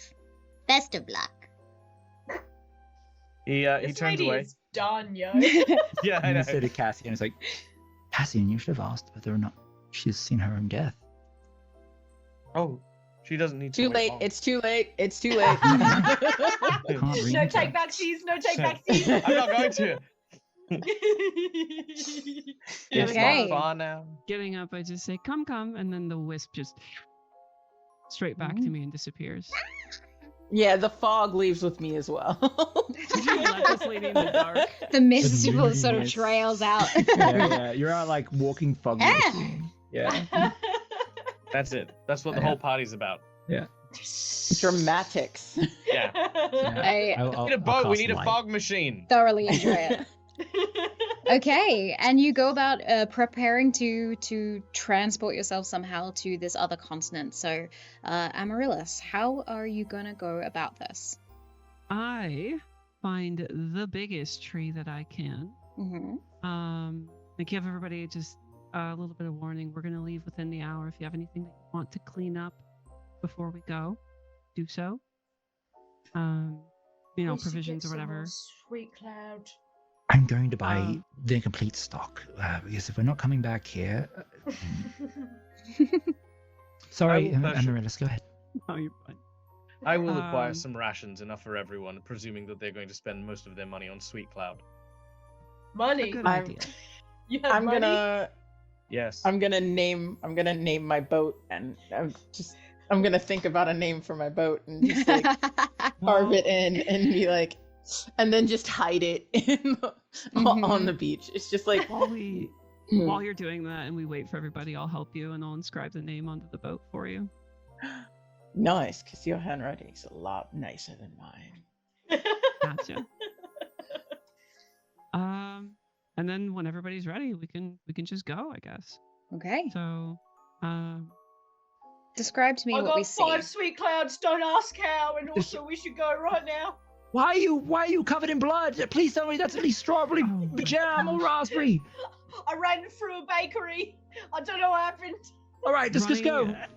Running your hand across the hilt of her staff, it passes over a name that's etched into it, and begins to glow with this deep bluish green tint, and kind of lights as like a little flame, not hot to touch. And slowly she presses the butt of the staff up to the tree, and the tree begins to crack open as these little tendrils of blue veins kind of dig into the tree and sort of ease it open as if it's opening of its own volition. And inside there is a portal. Wonderful. So, you all enter through this space as quickly as you can. And as you Yeah, it's got emerge, 6 seconds. Go, yeah, go. you got 6 seconds. This is over. You all sort of tunnel through, and you emerge out on the other side, in sort of a darkened landscape, a darkened sky. It takes you a moment, disorientated, but you realize, yeah, of course, there's different time zones in the world as well, and this is in the middle of the night. Yeah. No, don't. Not time zone. I know. Dang it. On the other side of this world, it is the middle of the night, and you look up to see not only the coursing storm that rings around this world, but also 2 different moons in the sky. One an amethyst color, bright and full, the other a dark blue crescent. And you remember the tales of the 5 other moons that used to exist had been eaten in the sky by star eaters or something. It was a weird tale that an old man told you. But you look up to see that, and just as you start to look back down to the landscape you're at, you see the destroyed old city covered in just rock formations that have fallen, debris and plant growth all surrounding and over the top of it. And in the distance, nearby 3 mountains on the horizon, a darkened black tower that stands. There is movement in the sky. Small dark specks, and you realize that from where you are, they are not that small. But that is where we're going to take a little bio break. And we will be back to see how these players, or what these players actually decide upon doing when finding this crowned mage. We will see you in 5 to 10 minutes as we quickly go and refill our drinks and do all the things that humanoid people need to do. I said that in the most awkward way possible. We do human things. I am Yeah, totally a believe human. AJ is human. Yes, the humanoids. We will be right back. Yes.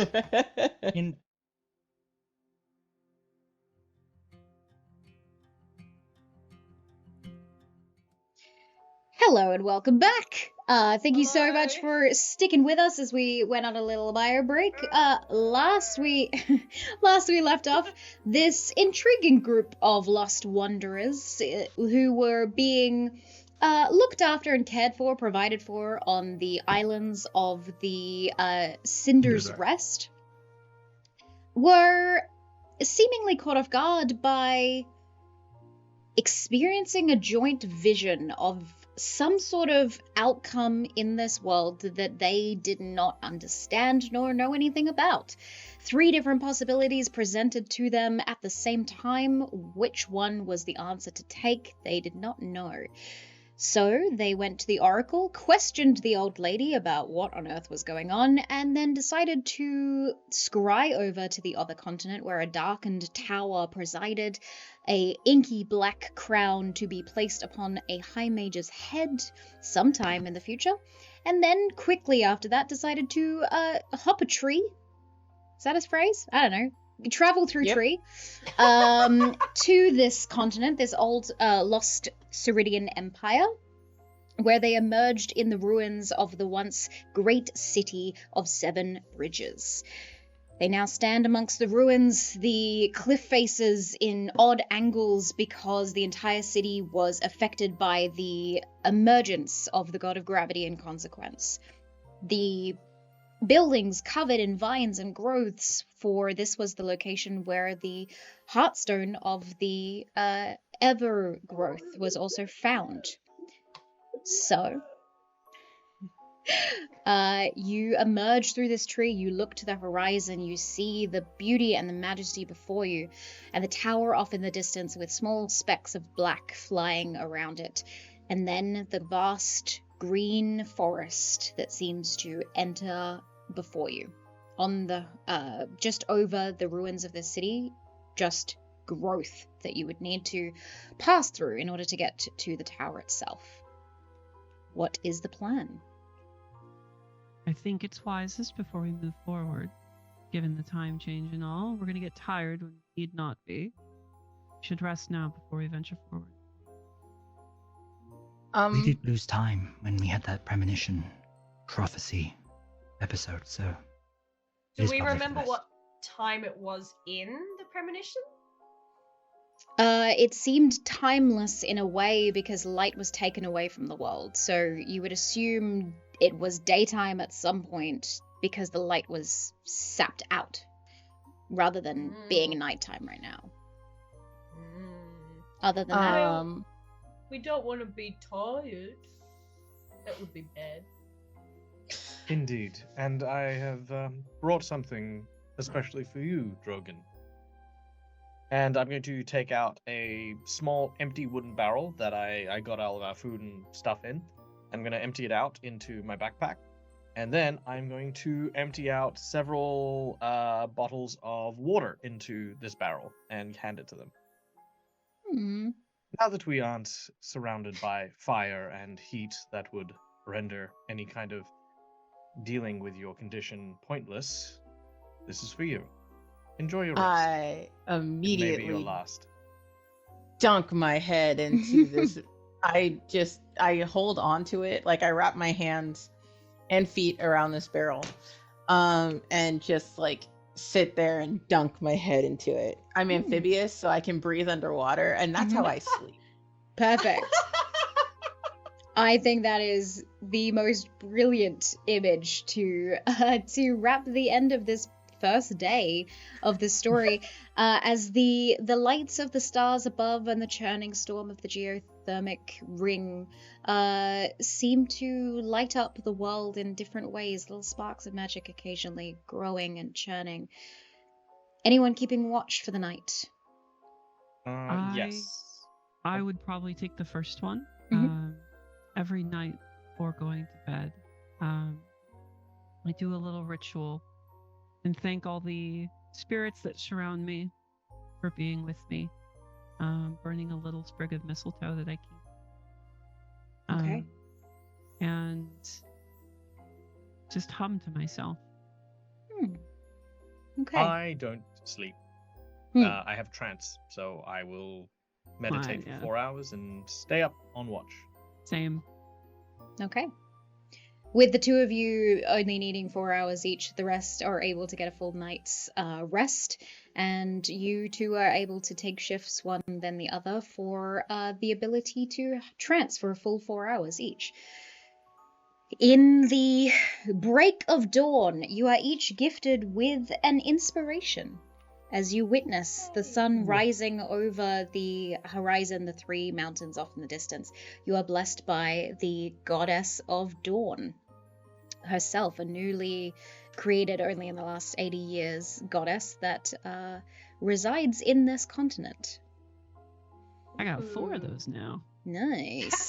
Well, you have some you did get inspiration from me as well for the artwork, but you do have the advantages being different. Right, yeah. Yeah. That's okay. Thanks, Dawn. Okay. Thanks, Gotta Dawn. make sure I'm. I don't know. He's a simple guy. He's enjoying like you know how like when cows are really happy and they just like almost like a dog, they just like lay out loaf style.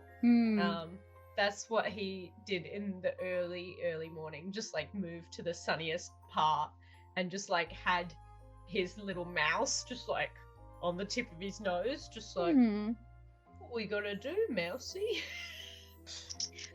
While Minnie is doing the cow loaf, I'm gonna climb the tallest tree in like the area and try and like scout out how far this walk is going to be. Okay, not a problem. You roll me an athletics check to climb the tree, and then perception to see what you could see.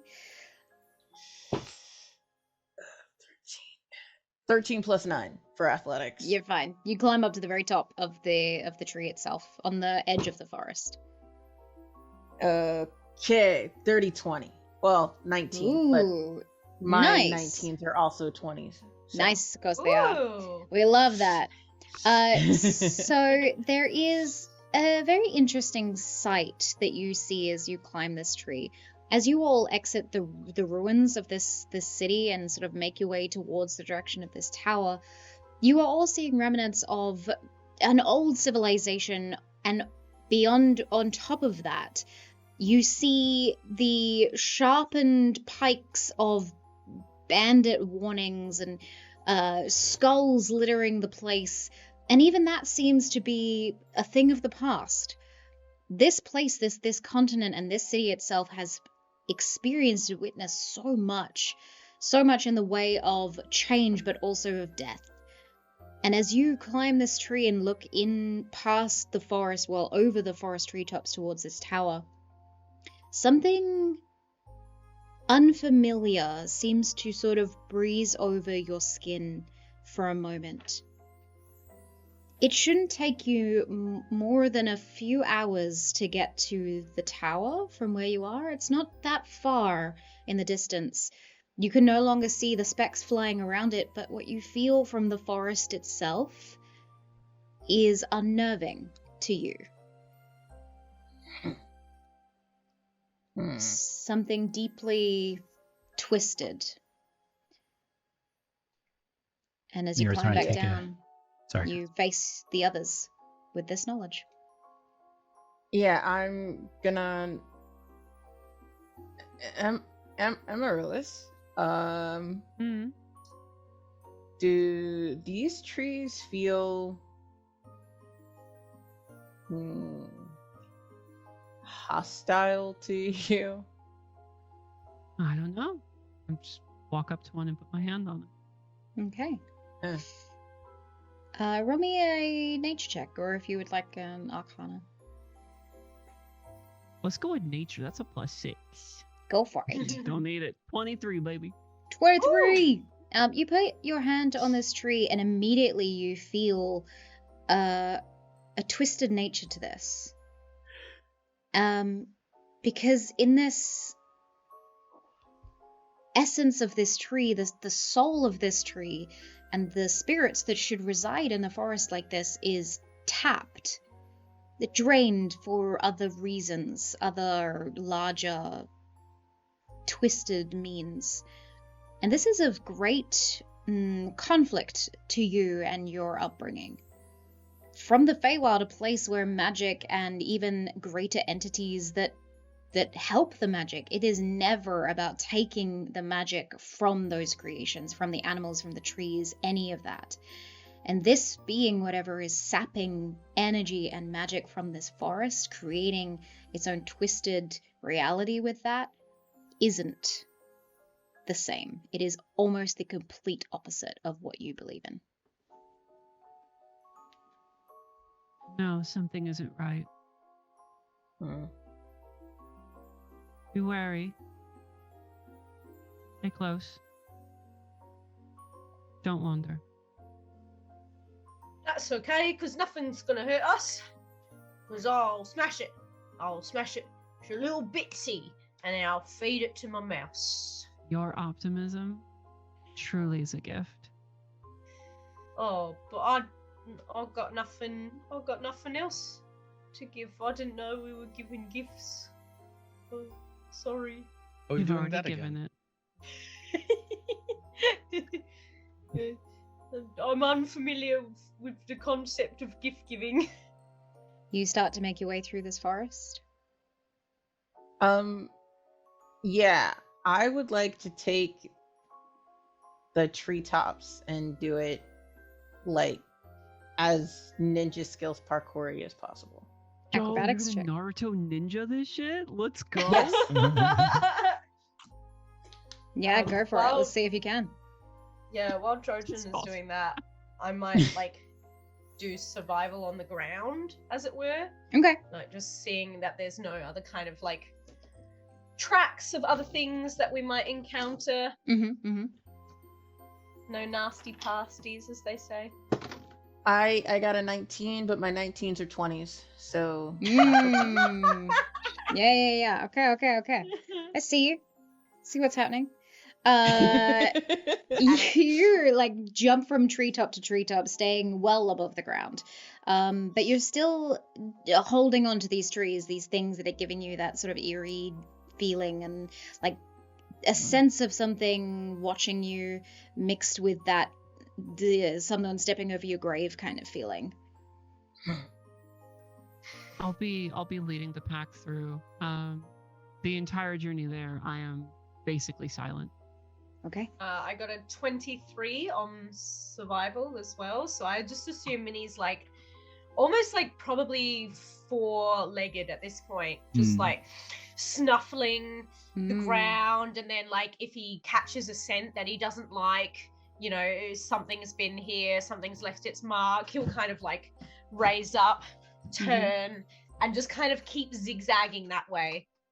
When there's a moment, Mira's going to just touch Minnie, and just give Minnie a blessing, which is vigilant blessing. So essentially, you'll see little tiny sparkles, and the shadows are going to go a little bit deeper as well, and you're going to get advantage on your next initiative check. There's no time limit on that either, and I'm going to say, reflexes like a cat. She's still got the cat face on. I'd say. Yes. Good. Very good. When we're amazing. When we're about an hour out from the castle, I want to cast Pass Without a Trace on everybody. Nice. Okay.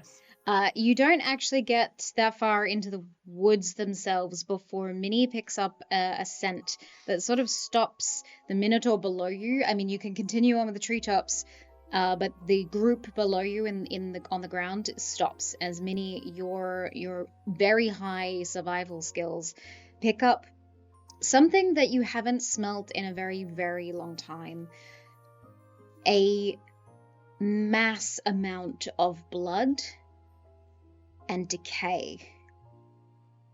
Not only around you, but rooted into the earth itself. Even just digging one of your feet into the soil slightly pulls up a little bit of like wetness in the earth that you can see is not water. Whoa. Is it fresh blood or is it old blood? Like there's decay, but is it? Yeah, it's old. It's as though the trees themselves are feeding off blood instead of water. I want to keep digging and just seeing. I'm probably going to unearth a body, but I want to get to the root of the smell, as it were. Okay. You keep digging, and for a while you still can't find it. You spread out with that high roll. It is vastly all over the place. It is not like just in the path that you're walking. It is almost surrounding you. I need you to roll me a wisdom saving throw, please. Well, that is good though, because I have a 0 on wisdom. You know. I'm sure it'll be really good. You do have two advantages. I might like to use my advantage. Yeah, okay. That beautiful. The No second way. one's a natural 20. Nice. That is good. In a split second, Minnie, you see something horrifying just like appear before you, and then in an instant, as you blink your eyes, it is gone.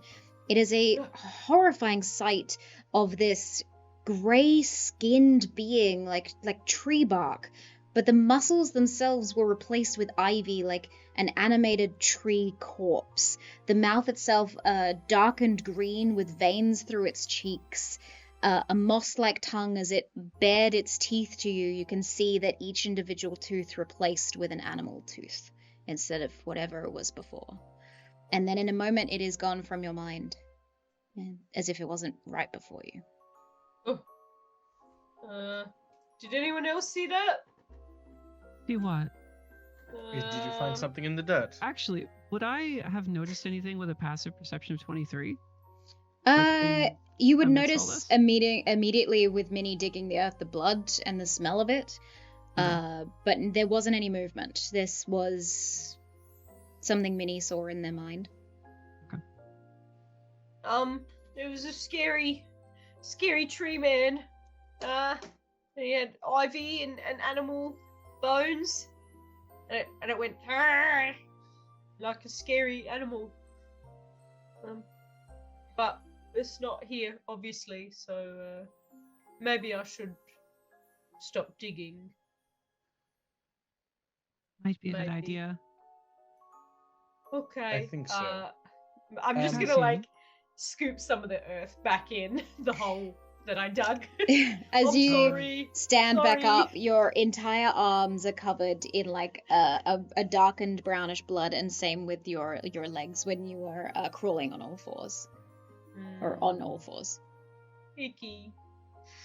We are heading towards the tower, yes? Yeah. Shogun, can you tell us how far we are now? Can you climb to the canopy? Yeah, I Better can than the pop cat. my head out. Yeah, I'll literally You're just already sit up there. down. Oh, pop you're, my head out. you're just so stealthy up there. It's We're about how far away are we? 2 hours. 2 hours. 2 more hours. Okay. Should... all right. If I think that there are things that are going bump in the night, I'm gonna kind of like look at Minnie and just kind of gauge like Minnie. I don't envision as someone who like spooks, or loses their nerve too easily, like in random places. So I'm not gonna pass this as like a just it's really spooky and Minnie's being affected, but maybe there is something here. Okay. So you watch as Cassian sort of concentrates, and you watch as like this almost like in the inverse space of his shadow, Cassian's eyes and mouth appear as a clear empty space within the face of the shadow as it peels itself up and takes a secondary body form. As it does so, it'll travel with us and just kind of between where Minnie is and where we are. This kind of version of Cass just sort of walks. Okay. What is the lineup order of how you're traveling? We have Amaryllis at the front. I would be behind Amaryllis. Okay. Yeah, After- I'd be around the middle. Okay. I'd probably be above Mira. Okay. Above in the middle. Nice. Yeah. Cass would definitely be at the back with the shadow probably walking in line with Amaryllis. Got it. Okay. Not a problem. Then in that case, I will need Cassian, Drojan, and Mira to roll me dexterity saving throws, please. Oh shit. No Ooh. problem. Not how I thought that would go. Cocked. 24. Nice. 18. Okay.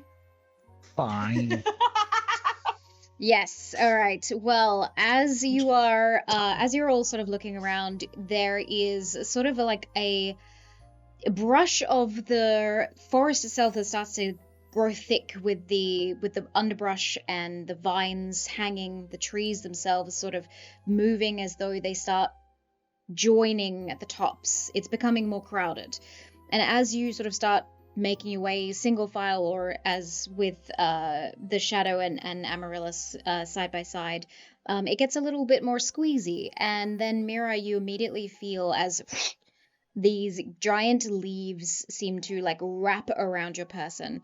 The same try to do to Drojan up in the trees and to Cassian, but they're able to sort of sidestep you, not so much.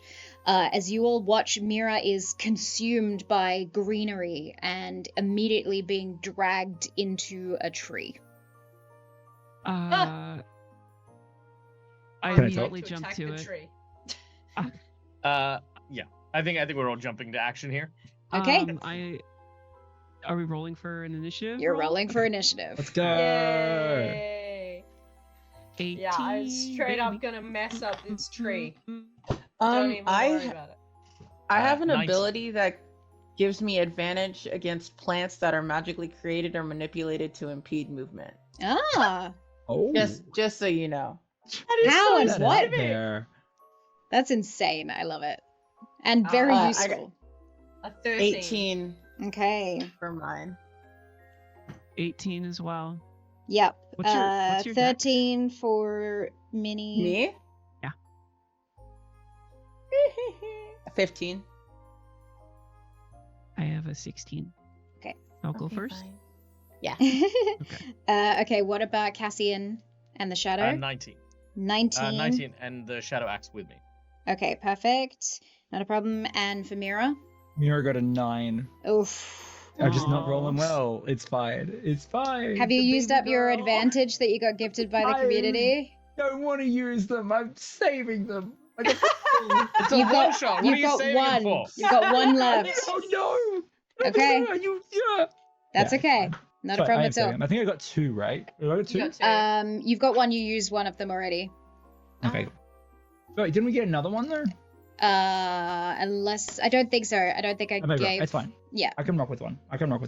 we did get given a $25 donation, but a $25 donation is actually a chaotic event, which is what we're experiencing Oh. now. Uh-oh. Oh, Mm-hmm. Chaos. For those in chat who would like to know, we do have some ways that you can sort of affect the game as well right here. Those are fully available to you if you want to mess with some stuff. But I believe I have the lineup perfectly. So Cassian and the Shadow are up first. What would you like to do? Cassian sees Mira disappear into the fronds, and as that happens, there's a moment where Cass goes, like fertilizer. And then says, no, Amaryllis will be mad. All right. The shadow runs forward, and as it does, the shadow looks as though it's about to attack whatever plant-like creature is going to, is basically grab Mira.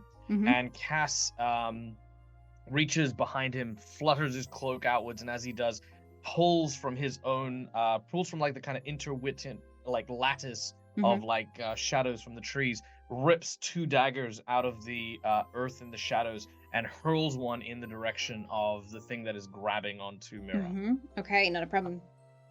So it is a single attack, but there is an extra effect here, Okay. which is while my shadow is within 5 foot of a target, even if I don't have advantage, I still get my sneak attack on attacks against the target that's within that range. Holy Okay. shit. Nice. So that is a 24 to hit. That hits. All right, so that is Damn.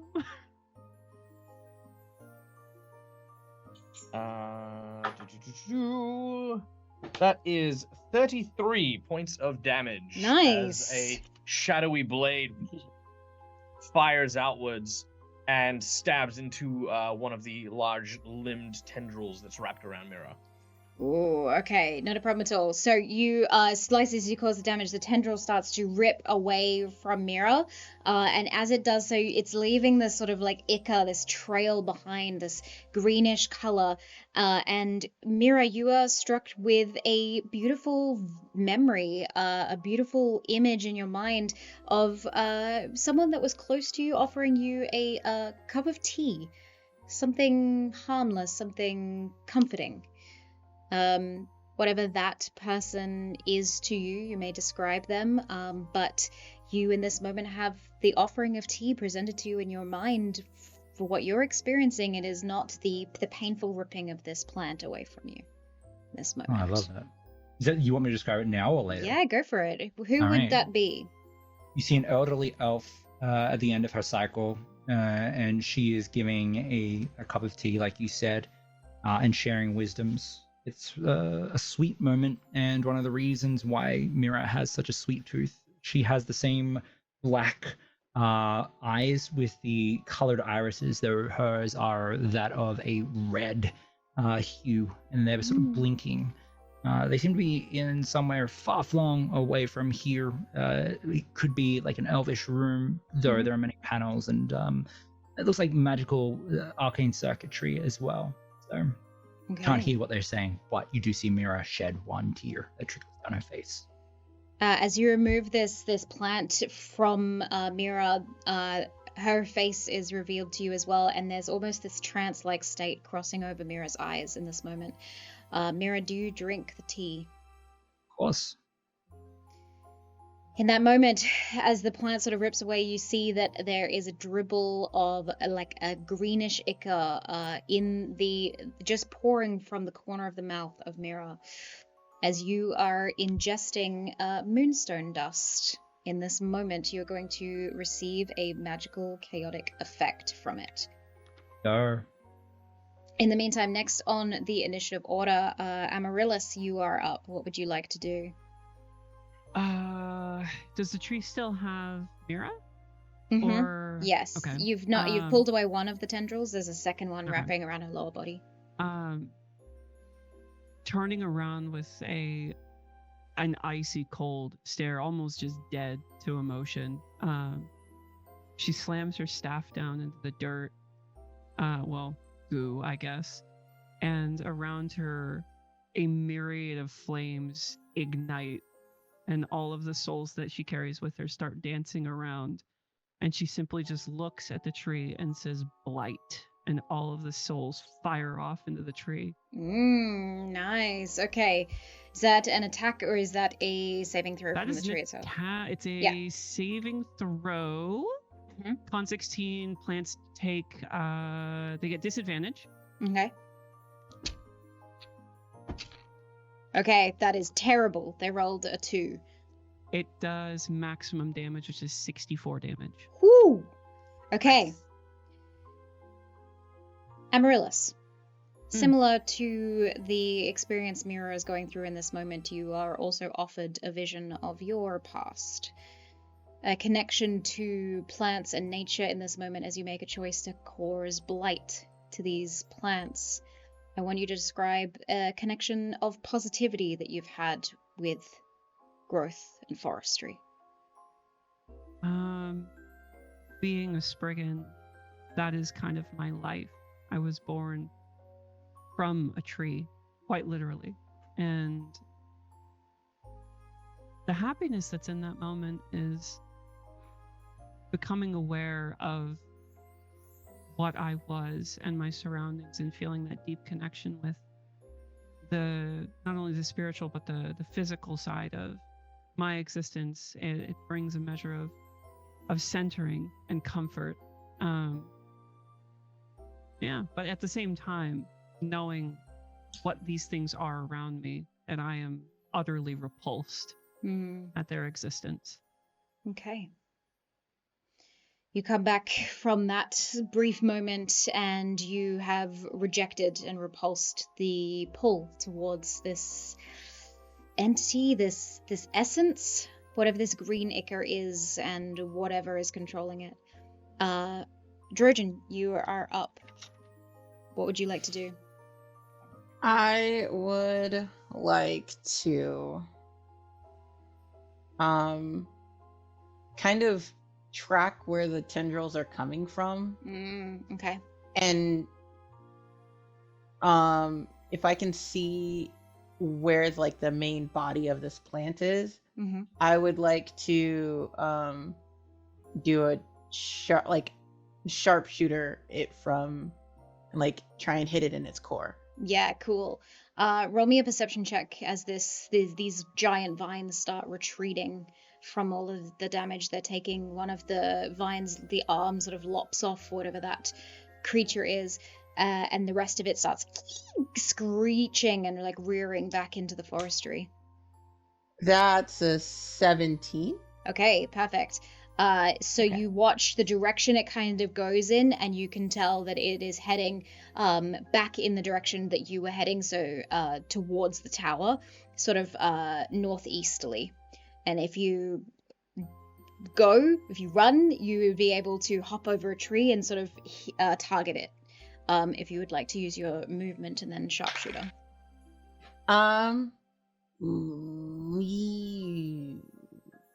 Let's see what I've got first. Yeah. I'll use my movement and then use sharpshooter.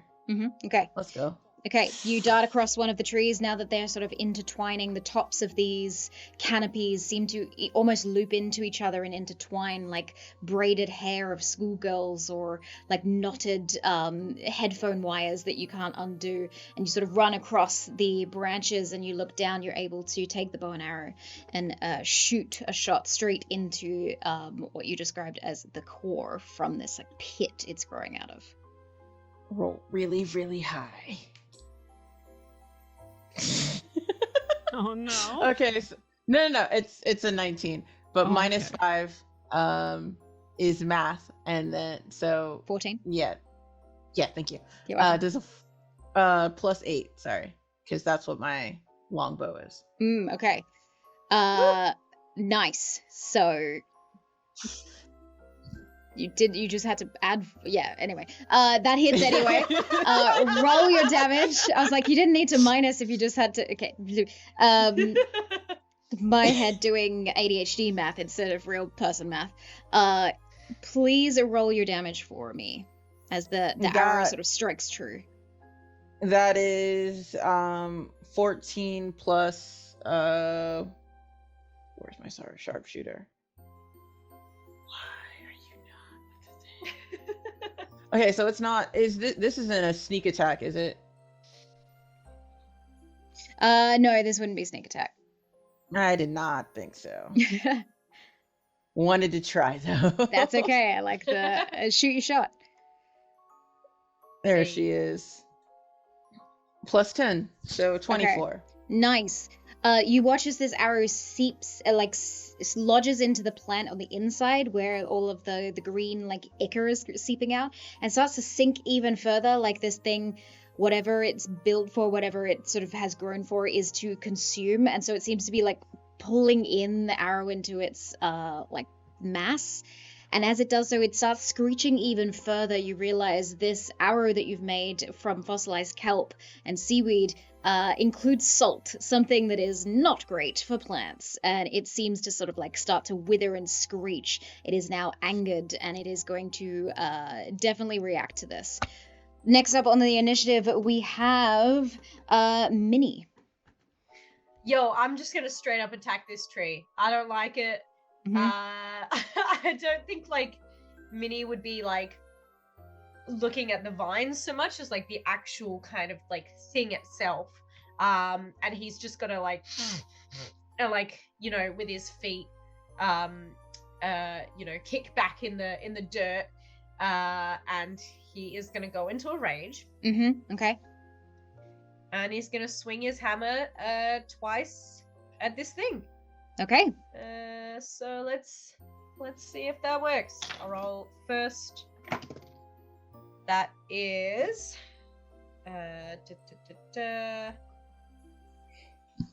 that's plus that because I'm in the rage. So does a 26 hit? A 26 does hit as you chase after the retreating giant vines and smack into it. Roll your damage, or you can roll your second hit if you'd like. So the first damage is 11. Nice. As he just kind of charges up and then puts his whole kind of weight.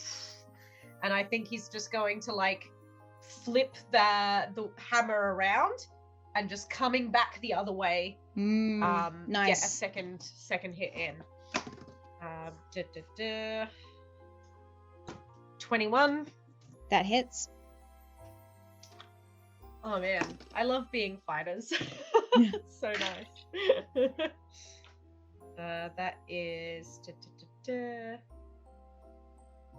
12 for that second one. 12 for the second one. Nice. Okay, perfect. The screeching continues of this creature, but I am going to need you to roll a dex saving throw as it lashes out towards you, angered in this moment.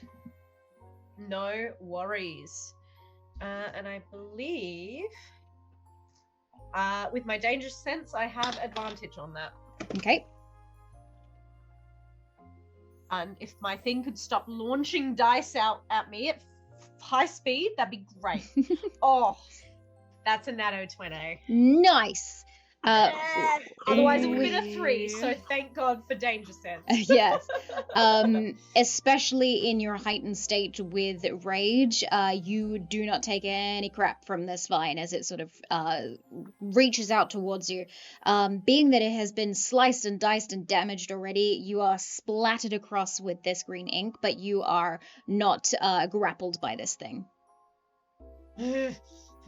I'm gonna make a boat out of you for my friend Trojan.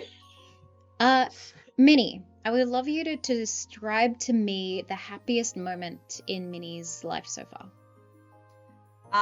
Well, it would have been back when Minnie was but a wee minotaur, so more of a calf, still quite large, and still muscly compared to normal human children, but quite early on in his life cycle, and he was in a cage, and occasionally people would kind of throw scraps at him, and he noticed in the corner of his cage a bright little mushroom, and kind of as he crawled towards it and picked it, he kind of snuffled at the feet of this kind of wondrous figure who appeared before him, and that was Amaryllis when they met a long time ago. Aww. And kind of sprung him from his cage, and essentially just like from there he went off, but yeah, he always remembers that bright green little mushroom with pink spots. Okay. In this moment, there's a few things that happen. For one, I'm going to ask you, do you think that Amaryllis is your closest person? Do you wish them best that you could? Yeah. Okay. He is very loyal.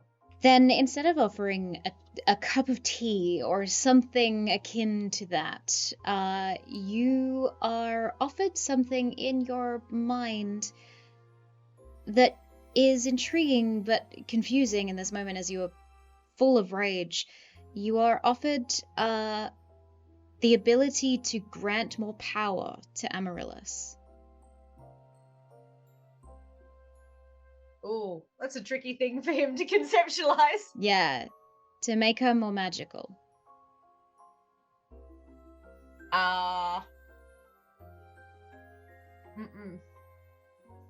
Amaryllis doesn't need anything.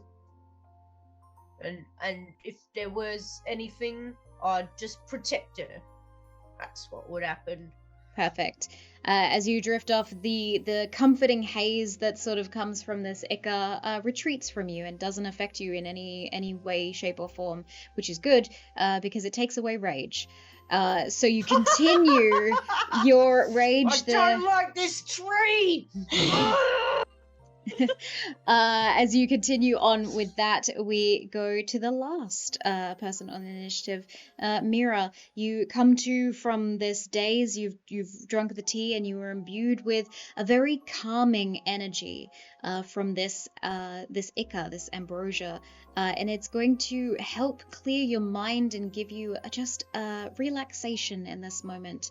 But it is also going to cancel anything that uses a concentration check. I don't think I have anything on right now, so that's good. So does it mean like I can't cast anything? Can't cast any spells that are concentration. Oh, okay. Let's have a look. I mean, it's fine. Like half your kit. It's half my kit. It's fine. We can rock with this. We can roll with this. I am going to look down, and I am going to pick the most optimal spot to be in, like the middle of the group, and you're going to see Mira. She almost morphs, so it's a rush of like darkness and light, and then you see a scattering of starlight. Using her starlight step, I'm gonna find myself out of the restriction and on the ground. Nice. As a bonus action. Perfect. Anything else you'd like to do on your turn as you sort of pop out? You're away from those vines. You're still having the effects of this thing that you've exactly. ingested. So I can't cast anything with reaction or anything like that. Sorry, concentration. So that cooked any plans I had. Instead, what I'll do is I'll cast. What are we gonna do? We will cast Sacred Flame, which is the go-to. So we're going to cast Sacred Flame on the one that Minnie is wailing on. And you're going to see just like a rush of like Nova Fire in that direction. Interesting. A deck saving throw of a 19. Okay. No, not Minnie, the plant. Not Minnie, the plant. Though I am tempted, Ellen. Don't tempt me. So those vines you were targeting rolled a nat 20. That's fair. Yeah, but welcome now. you still launch this fire into a forest, so it's still going to hit something, just not Yeah. the thing you were targeting. Describe to me It what is this... radiant, if this- that makes it's if radiant? That's okay. Okay. It's radiant. It's not actual fire. I was just describing cool. the radiant as like solar light. But, yeah. That is also very interesting in this darkened forest, the radiant light. So that still is affecting the forest in some way, and you hear the same screeching of that retreating vine, only this time it echoes throughout the forest surrounding you all. You realize that vine that is attacking you is one of many.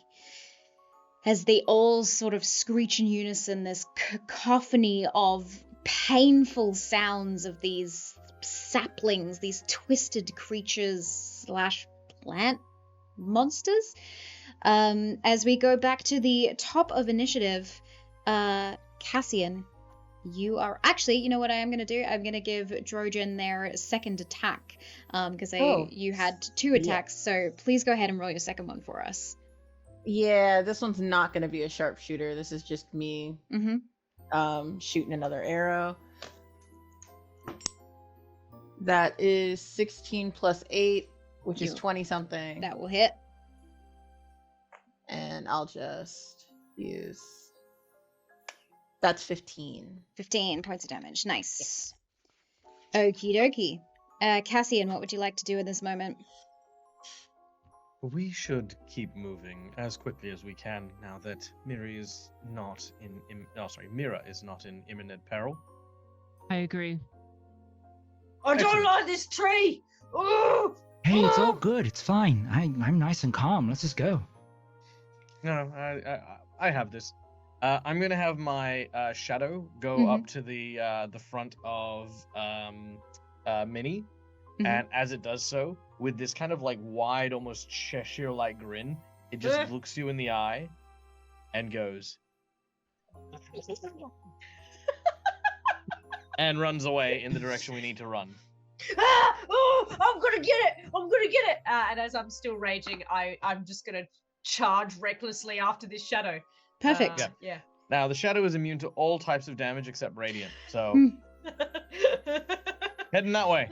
Mira considers. It's just a game. It's a game of whack-a-mole as I'm just like hitting this shadow. Yes. And as you are doing that, you are sort of hitting trees and plants, just as you are moving and as you are throwing this axe about. The rest of you running alongside, otherwise Minnie's taking off well ahead of you. Yeah, I I think definitely. we're all moving as a group, right? Okay. Yeah. Okay. I'm gonna try. Yeah, no, I'm just gonna go. I was gonna try and stealth, but then I'm following a giant just battering ram. Yeah, so exactly. like, that's redundant. I can allow you much easier to to not be spotted. In comparison. if you're still sticking to the tree lines, you're not going to be seen as much as the raging bull through the forest. Yeah, I'm gonna try and stick to the trees. Okay. Yeah, I will honor the very high acrobatics roll you rolled earlier, and you're continuing able to sort of ninja your way through these tree branches, though it is getting thicker in the bramble as you guys all continue through this.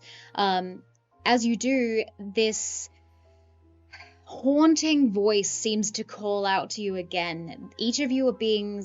something is trying to contact you. Something is trying to offer you something. And when it isn't working... it tries a different tactic. So I will need you all to roll me another wisdom saving throw, please. Ooh, didn't like that. That's a 5 for me. I'm gonna burn 26. one of my... 17. 18. I'm burning Dos one of my Equis. advantages. I got a natural 1. Oh no. Okay. No. But that's okay 17. because your natural ones are 2s. Okay. Exactly. Yeah. Got a 2. Anything under a 15 or under is going to be affected by this. As this voice calls out, you hear it. The others just hear this faint whispering and almost deep and darkened eldritch decay. That's the best way I can describe what that sounds like. For those that rolled under, you hear a voice come to you very deep and grovelly, which I can't do because of my female vocal cords, but you hear the voice come into the back of your minds. I have something that you might want. Power greater than you've ever had. The ability to change your fate. I won't even take it for myself. I just need you to take it from the mages.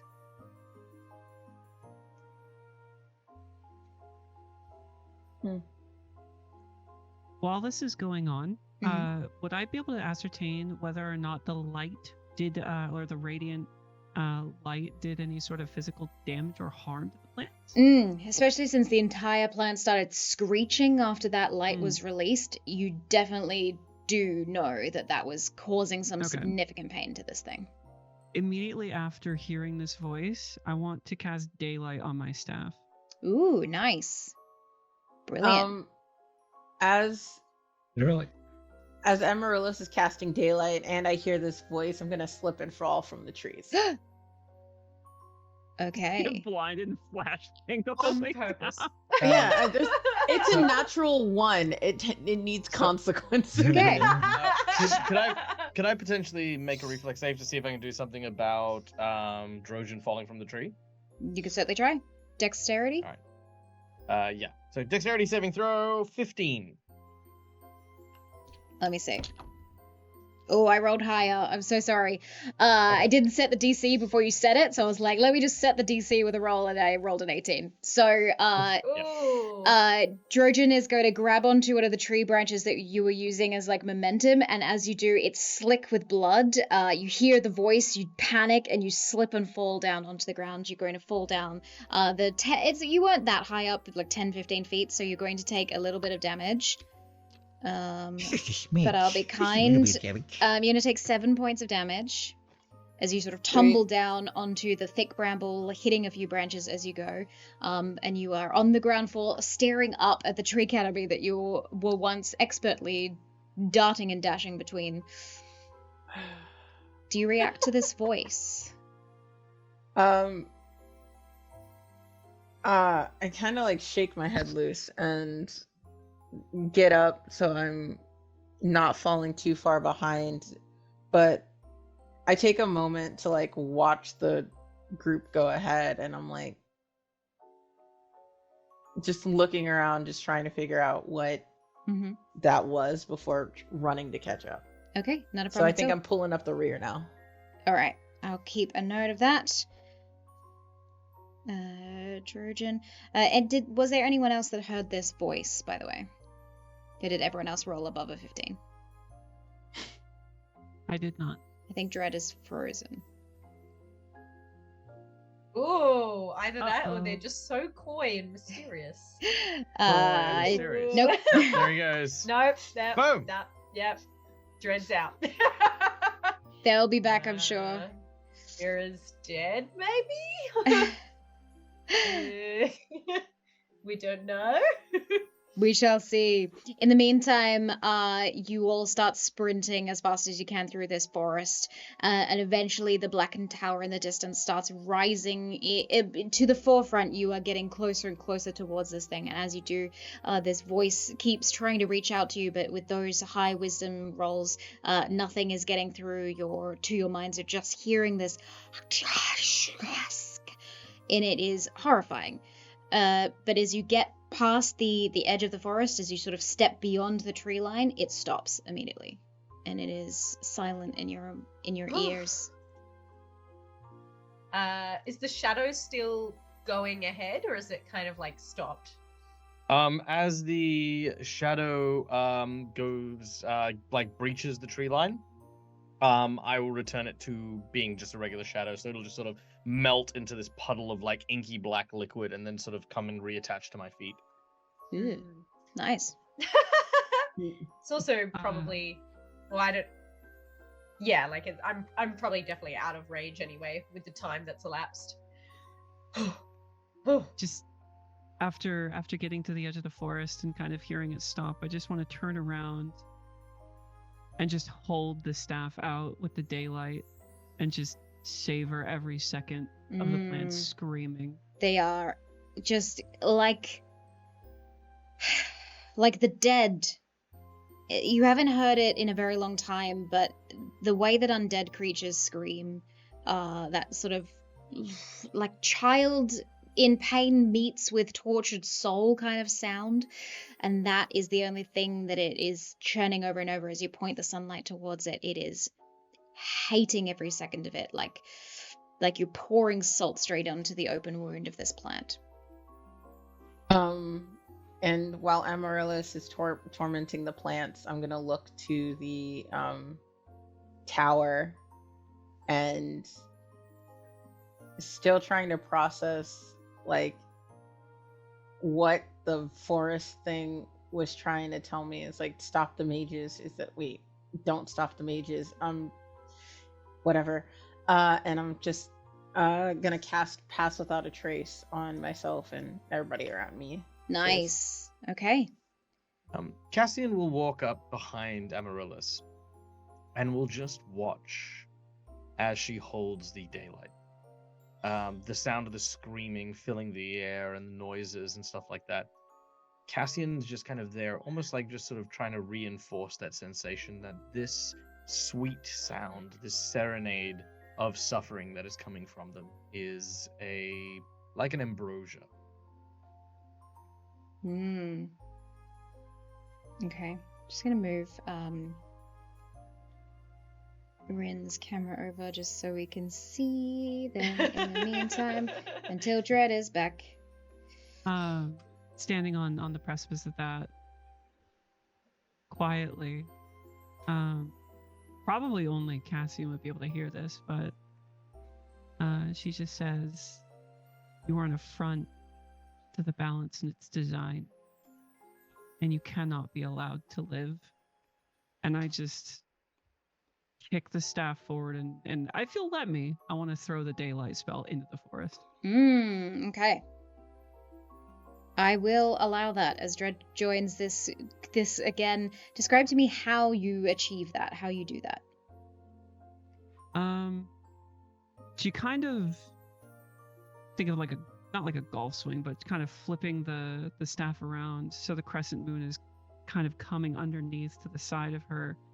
The staff itself not glowing, but the gold plating that lines the sickle that's on the inside that she uses to harvest the mistletoe that she uses for some of her spells. She brings it underhand, and with a quick stop to it, the light just leaves the staff. Okay. As this glowing, undulating ball of just spiritual energy. This blue flame irradiating out into the forest. Okay. You hear the continuing of the screams as you all run in the day, I guess, with the Pass Without a Trace covering your persons. You run towards this black tower, and you can now see this. It's not even that tall. It's just a large construction in a surrounding that doesn't have many other buildings. But this blackened tower, as you realize now, the material that it is made from is just pure obsidian. It's not even like a darkened stone. It's just beautiful crystal.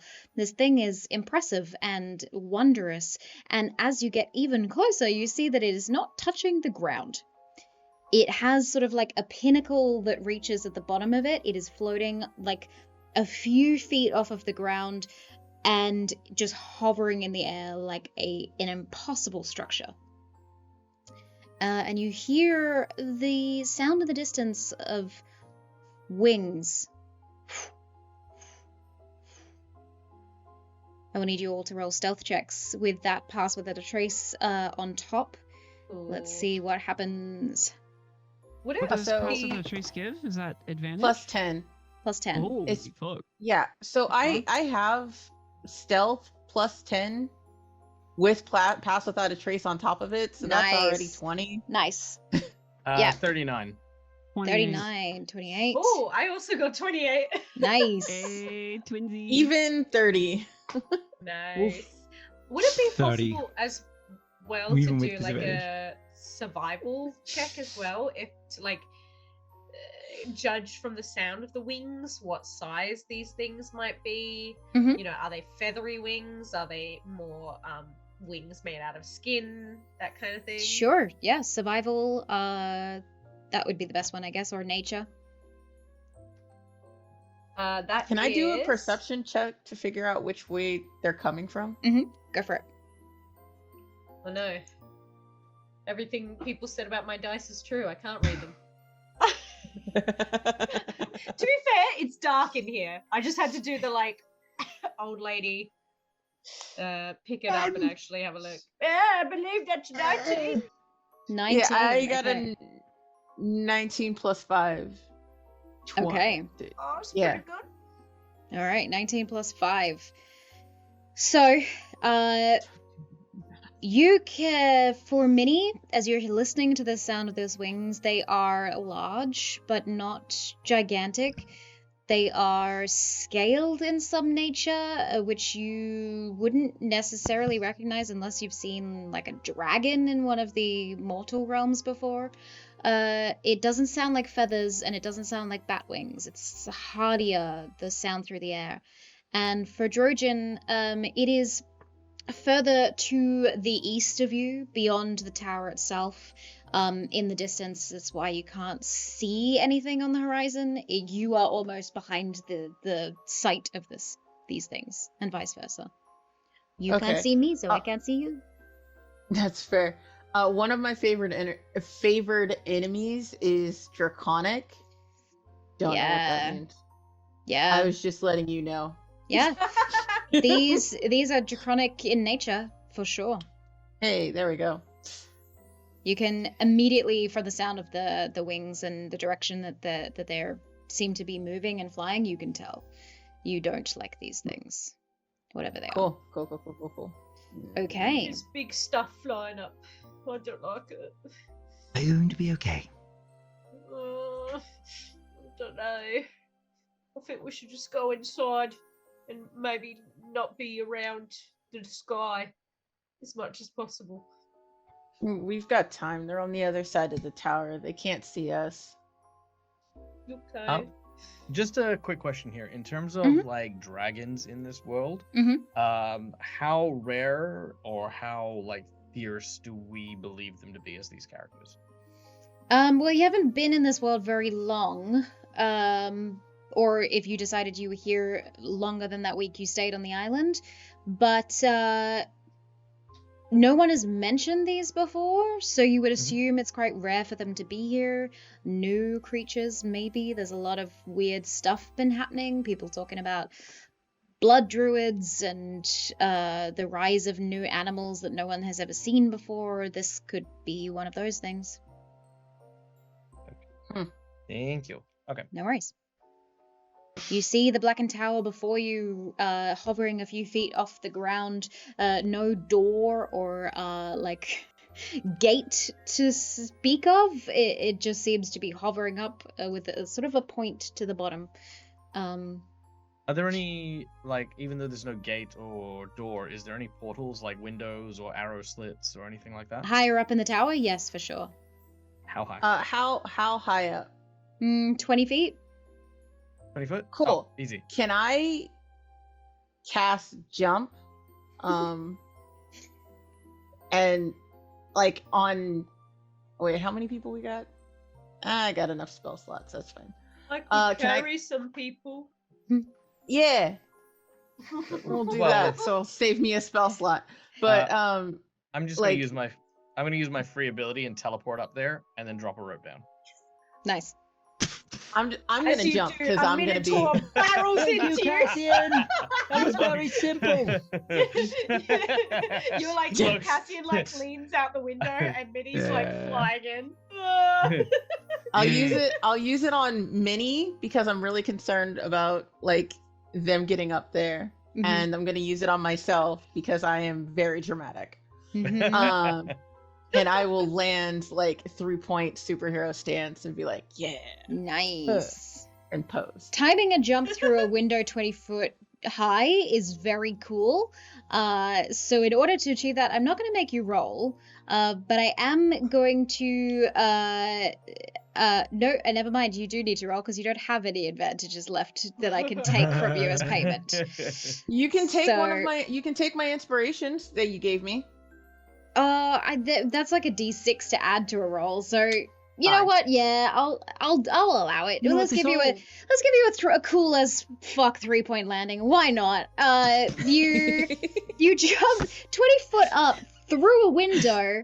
And land very cool. Like, I'm gonna take one of those inspirations away, so you still have one. But yeah, you look badass, and the only person who saw it was Cassian. That's fine. Cassian Cassian. is a we, so that's a couple people. Exactly. Fair. We are impressed. Do I look badass? As I jump in this Mira window? is just going Go to for it. activate. Okay, sorry. Would anyone like me to carry them in? You know I can fly, right, Minnie? Would Yeah, you is like that to a carry yes me or in? no? Yes, I would like to carry you in. Oh my What am I goddamn word. rolling? Acrobatics. Holy shit! In the event that this goes horribly, Yeah. Mhm. I'm having Faye step at the ready. Yeah, Okay. you know, Minnie, sorry. Mira's just like flying underneath you guys. I'm gonna activate Steps of the Night as a bonus action, and I'm able to fly for the next minute. So Nice, very cool. I'm It's just not great, but it's not cloaked in bad. I got stars a and void. 15. Okay. You sort of, I'm assuming like, wedding day, carrying the bride through a threshold, carry Amaryllis through this window as you sort of jump in Minotaur through a small space. With a 15, I'll say that is achievable, but it was super uncoordinated, and you are an 8-foot being trying to get through a tiny window. So it wasn't graceful. Absolutely, honestly, I just thought she Kool-Aid manned her way through that wall. Like, it didn't matter. There's a Minotaur hole in the Yeah. window now. Yeah. Just like went in backwards. It's got the Yeah. out, like the stamp of my head and the feet at the side. yeah. Ow. But also the very stealthy rolls that you rolled not but a minute ago to sneak up to the tower are no longer relevant as you will land into this through this window not so quietly. But that's okay. No one seems to immediately react to this. There's no movement in beyond the door of this room that you've entered into. It's a very simple room. It looks like quarters. There's a bed, there's a couple of scrolls, there's a chest if anyone wants to look through that, but everything seems standard of just like a bedroom. Can I check to make sure they're like all the things that we want to look at aren't trapped, like the door and the chest? Actually, yeah, it's just gonna be the door and the chest. I want to make sure Okay. those aren't booby trapped. Yeah. I'll lend assistance to the door. Sweet. That was a perception check, right? Yeah. For Okay. check for traps, That's yeah. 18. Yeah, that's Okay. 18. So you look at the chest, you observe it from every angle. There are no traps in it. It has a simple little like flick up, open latch. One of those ones that sort of loops into the thing. And you open it up. It has a bunch of darkened black and amethyst colored cloaks in it. I'm gonna take them out and like just pass them around because This isn't my color. Can I detect magic on them? You may, yes. I do. Good. Well, there is nothing. They are simple robes. There is an inherent like magic around you because detect magic I think is as a radius, so you're gonna pick up Yeah, almost 30 feet. everything around you. Yeah. Yeah, there is something very magical 30 feet above you. It is an essence that is so full of potential tapped into anything elemental magic that you can think of, because I think with detect magic you also get to know what like school of magic it might be. So this is elemental magic. It is something that you've experienced a little bit in the Feywild, a little bit in some other realms, but this world, this is where all of the gods' magic here is elemental, so divine magic is also elemental magic in some ways. This, whatever this object, thing, person is giving everything magical you've ever felt in like a very small space. 30 feet above. Do you relay this to your We should friends? head upstairs. I do not. I think Okay. we should head upstairs. No problem. Well, not without our costumes. And then I try and put like two together for Minnie Yeah, because I think you just they are he 8 just, feet like, tall. he just drapes it around his horns. Yeah, Kind of I'm. wraps it around each horn, like, oh, thank you, that's really nice.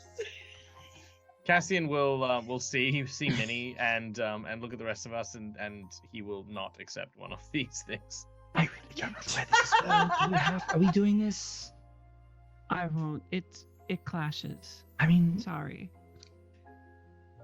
I'm gonna open the door. Okay. I put up my hood and I'm like, I give up. I Look, put up my hood. and It's follow. adventure o'clock. I'm not here for a fashion parade. Let's go. Fair enough. Say gonna that go. Okay. In detecting the magic, you would have seen me look up and kind of stew on that before saying what I did. So Okay. Okay. You head up. Yeah, we leave Okay. the room. Well, I mean, I don't know what's outside the room, so. Yeah. You Yeah. see just kind of an empty hallway. If any of you, there's like a window on the other side of this hall. Since it's like a circular tower, as soon as you sort of search behind you, you can see that there's a set of steps, like a circular, whatchamacallit? Spiral staircase Spiral. behind you, Yeah. made of stone, that is sort of looping around like the outer wall, but on the inside of the tower, behind you, sort of going up. But you see through the window, you see the shapes, those flying shapes in the distance again. They are decently far away, but now that you're closer within the tower itself, you can see that there are figures on each of these. There are riders to these things. And you can ascertain that maybe the reason that this temple, this tower is empty at this point in time, or at least these two spaces that you've entered into, is because they are out there riding their giant beasts. Do you think As that far as they're you the know. Knights of Consequence? oh, they must be, right? There's no one else here. Would it Well, be until the- important to know if they were? Well, if they're connected with everything that's happening here, then yes. Let's hope that this throne is at the top.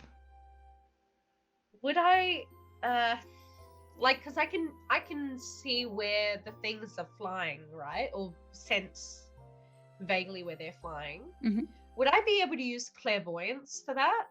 So I can create a sensor within range in a location familiar to me, or in an obvious location that is unfamiliar to me, and I can choose seeing or hearing to either see or hear through this sensor.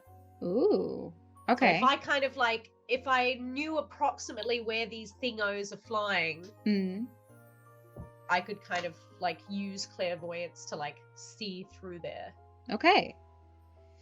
Your mind moves rapidly as you sort of cast it out to this area where these things are flying, and you latch onto a familiar sight. One of the similar cloaks that you are being adorned around your horns is being worn by each of these, so you recognize it. The clasp on them, you seem to see through it, as you see that there are 7 different riders who are all adorned in this sleek black armor with long, very lightweight lightweight long swords at their waists, at their hips.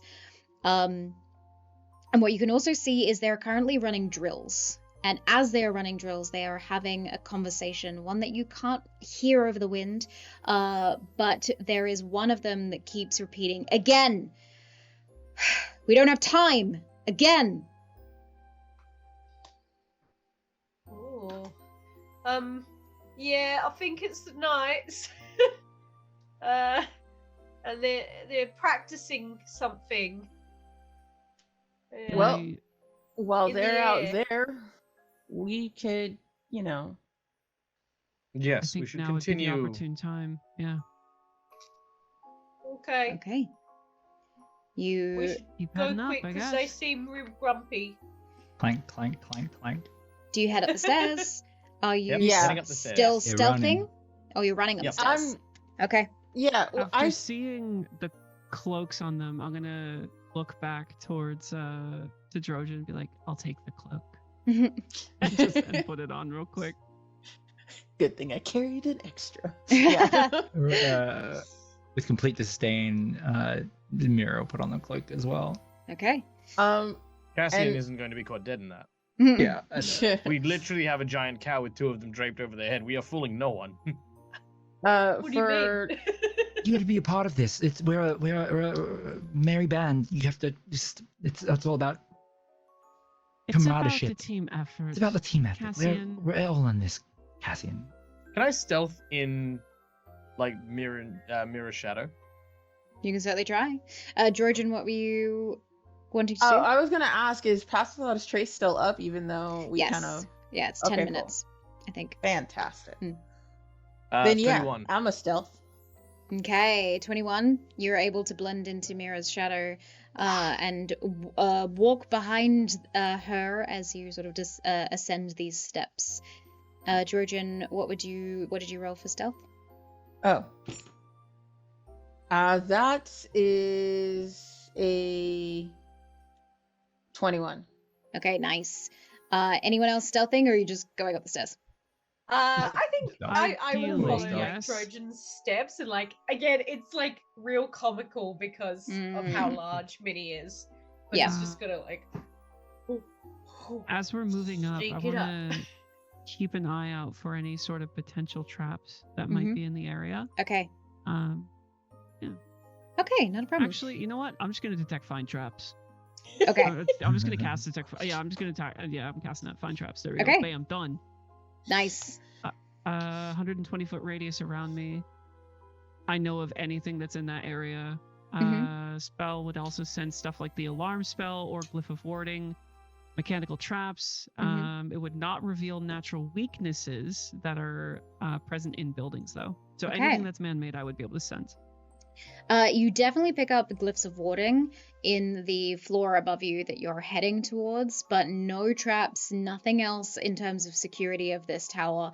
It seems as though they aren't expecting people to sort of enter into their place.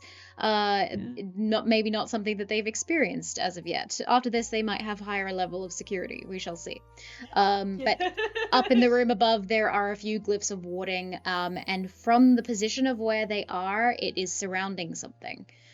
As you all ascend the steps, you hear a light conversation that is happening between two individuals. There is a slightly higher pitched voice that seems to call out or address the other. And it says, let me just scroll up to What an odd thing to say. It says, the higher pitched voice, Zelias the Consequential, it is your time. You must take up this mantle, whatever it brings to you. It is the only thing that can be done. We need balance to be restored in this world. Before they drive us away, before they kill us and slay us, calling us heretics or a cult, they need to know that what is happening, what the Evergrowth has done needs to be stopped. And if not this, then the Frost, the Prince of Time, needs to be found. You must wear the crown, even if it kills you. The deeper voice replies back. Of course, I understand.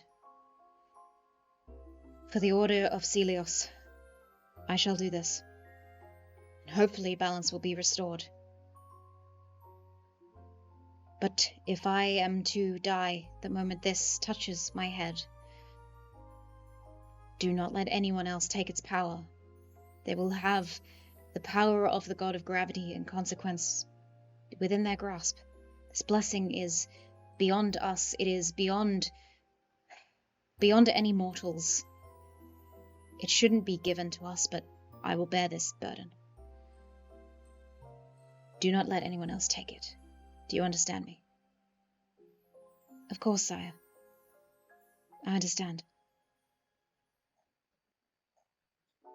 What would you like to do? When as soon as I heard people speaking, I had a flash of me playing Skyrim with like my longbow like ready, and I'm just hidden, and I'm like aiming it at their heads, but I'm not loosing the arrow. I'm just listening, just in case they're like, ooh, maybe they're gonna say something shady. So that's my positioning right now. I'm like from like just peeking out over the door or whatever, or like over the platform or anything, whatever the situation is for us, and then I'm like aiming my arrow at the king, the deep voiced one.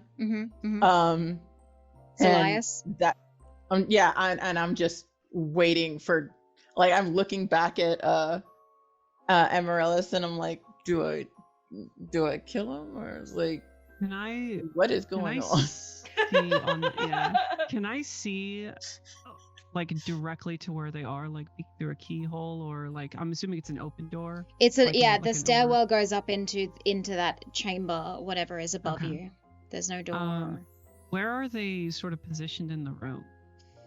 From the sound of them, as you sort of are walking up, you can tell that they're towards the back of the room facing each other, so like by a table, sort of in the back area. So not near the object that I can sense? No, the object is in the center of the room. Okay. Seems to be surrounded by those wards. The moment that I get vision on them, I want to cast Entangle. Okay. Ooh. I will get a point of order from each of you in this moment. So I want to ask for the 5 of you, with what you have heard, with what you know, and with the visions you have seen, what is it that you believe the thing to do in this moment is, or the right thing to do?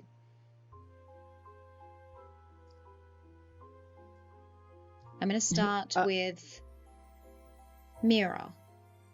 Is the room, the details, do they match the premonition at all? They do. This is where the crown is placed upon the head of the High Mage. And that's the High Mage. Sorry, I didn't write down the name. I've been writing down notes. What was the name of the mage? Azelius the Consequential. So that's Azelius there, and that's the mage it's going upon. And it happens after everything that happened. The crown was the last thing in the vision. That's true. Yeah. Right. Is there any checks I can do to determine any like correlations or any details that I might be missing here? Because I remember we saw the pandemonium, we saw the cataclysm, then we saw the tower, then we saw the coronation, and then bam, we were back. So I want to know, I guess, like the skill I'm looking at, is there any like religious sort of connections here? Because they're speaking about gods. Yeah, go for it. Roll a religion check for me. I'm going to use my advantage. Okay. That's why you're saving them. 24. There, that's it. Yeah, I rolled a 7. You've got one left. No. Nice. Okay. It's a 24. Okay. With a 24, with that religion check, from what you've heard and what you piece together with these visions that you saw, there are 3 outcomes. And there are 3 possibilities here of what will shape the world and what will be made of anew. One was the growing vines across the world. The second was the crown being placed atop the head of this person, with it being blotted out. Sorry, there's 3.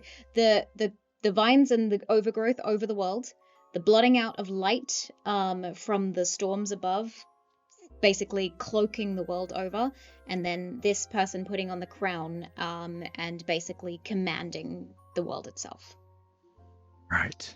3 different possibilities. We don't know the correlation between those possibilities, do we? We don't know which order of events this is. So there's like different sort of like things that can happen depending on like what thing it completes. Yeah.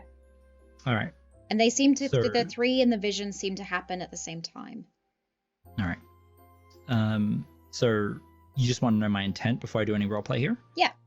All right.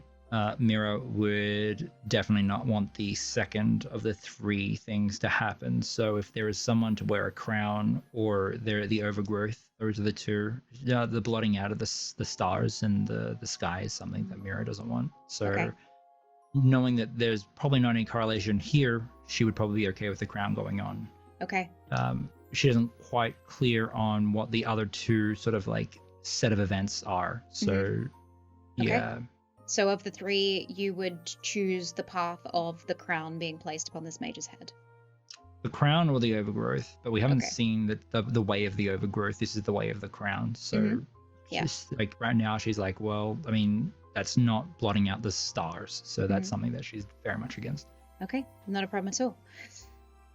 Minnie, what is Minnie thinking? Oh, not like I think a lot and not much all at the same time. Would be cheeky if like in terms of him just going through whatever he's got in his pockets to do some sort of divination. If I can use augury again. Okay. And I specifically want to know what would happen if the crown does go on this mage's head. What would be the outcome? Okay. The outcome again registers as both good and bad. But this time it's a little more specific as you were in the room that it will happen in. With this ability, as you sort of like run a couple of things through your hands in your pocket, you feel inherently that this crown, what they were talking about, this crown of power, will grant the change of the world to one person. This particular Zelias the Consequential will have control over the world.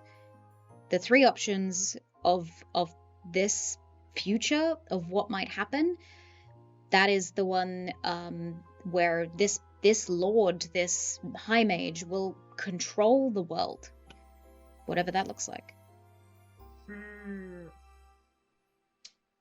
I think that the person let me know if this is trying to get away with too much, but I have some dust of disappearance. That was my wondrous item, and I feel like his impulse would be, there's no one I trust more in this world than Amaryllis or Flower, and I don't know this other person, and I don't trust them. I don't like anyone who's, who I perceive as a threat, and as a kind of animal-headed creature that is just based on vibes. So I would want to use the powder to make myself invisible, and try and take the crown. And my impulse would be to give it to Amaryllis. Okay. You just let me know if any of that is doable. Okay.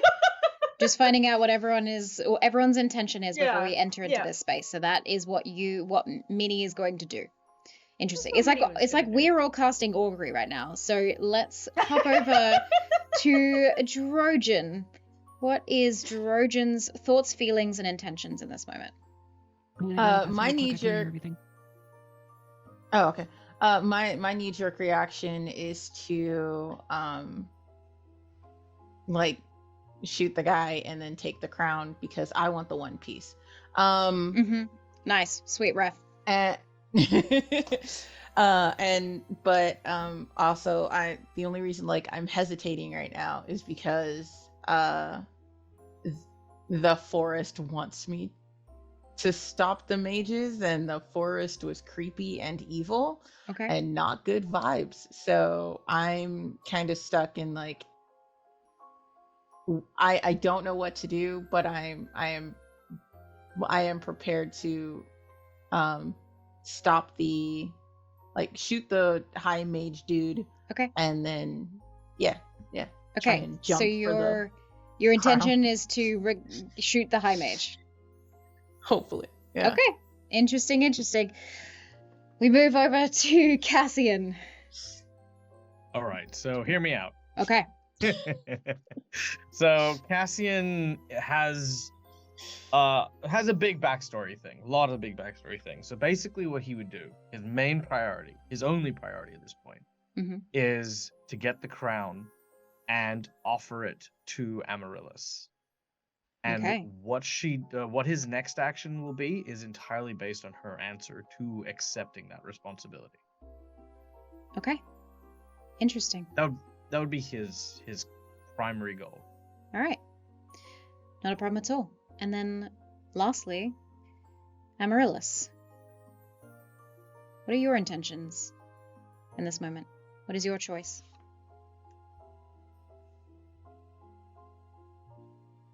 You are muted, just so you know. I want to know what they're going to do with it. Okay. That's it. That's all? That's it for now. Okay. Then in that case, you go into this room wanting answers, wanting to talk to these people, I'm assuming. Yeah, the moment that I see them, I'm going, like I said, I want to cast Entangle. Yep. On the two of them. Okay. Here's what's going to happen. You are going to do that first. As you are the only one going in with a peaceful, non-threatening option at this point in time. You are trying to entangle them, so go ahead and, is that a DC save for them? Or is that a spell attack? So as I'm walking up the stairs, not hiding my presence, I drag my staff across the floor, and you see this bluish flame energy kind of enter the floorboards and ripple across them. And in that moment, when it gets underneath them, it grabs the wood itself beneath the floor and tries to wrap up around their legs. Ooh, okay. And they both have to roll dex saving throws? They do. Strength 16. Ooh, that was a fail. And that was a fail. Okay, I rolled a 5 and an 8, and they don't have very high strength. They're both mages.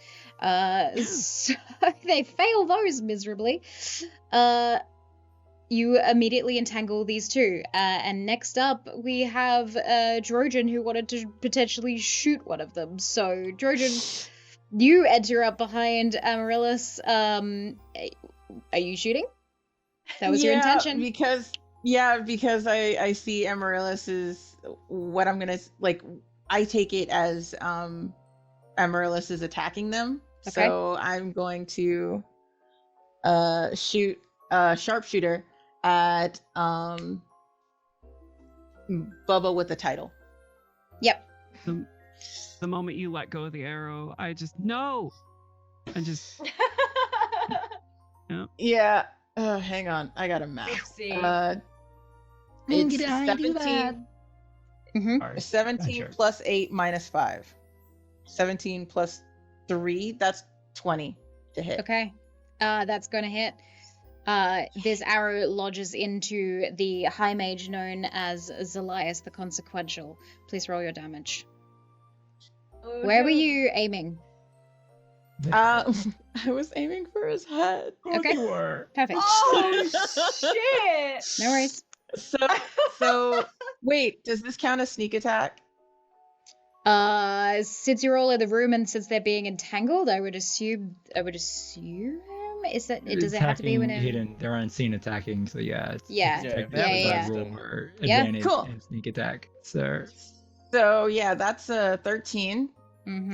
Plus 10, 23. 23 points of damage to the head. To the brainstem, yeah.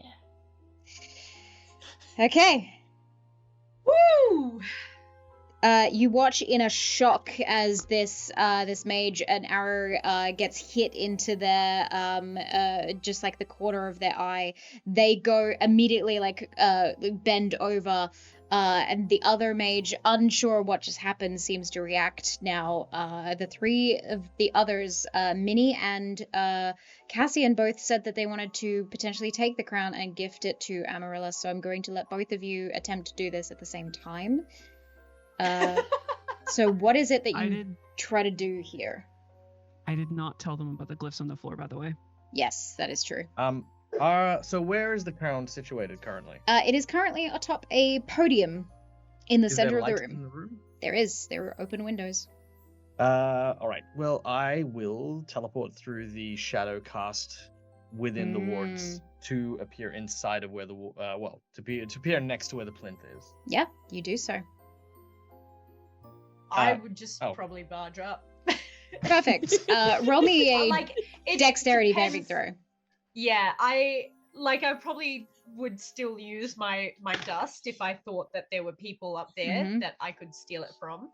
But I'm trying to be quick, not stealthy. Okay. Given that I've also got dust to making me invisible. As I saw you moving forward, I would just yell your name, Krevki. No. What? I got these dice are serving me very well tonight. That's a natural 20. Okay.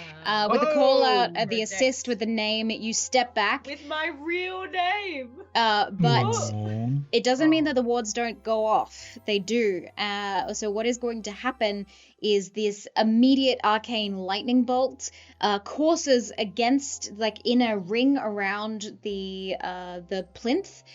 And anyone who would have been stepping through that would have been immediately cast. But as no one is in it, since Cassian is on the inside of this ring, I rolled a nat 1. Oh no. Okay. So the lightning is going to ricochet the ward. This protection ward is going to lash out at the closest things to the outside of the ring, and that unfortunately happens to be the two gentlemen that were already in the room. As Minnie is stopped from walking through, Amaryllis and Mira are on the outskirts of this space, and Drojan is also back there, and Cassius is inside the ring. I'm going to roll dex saving throws for these two gentlemen. Okay. Oh, fuck. Okay.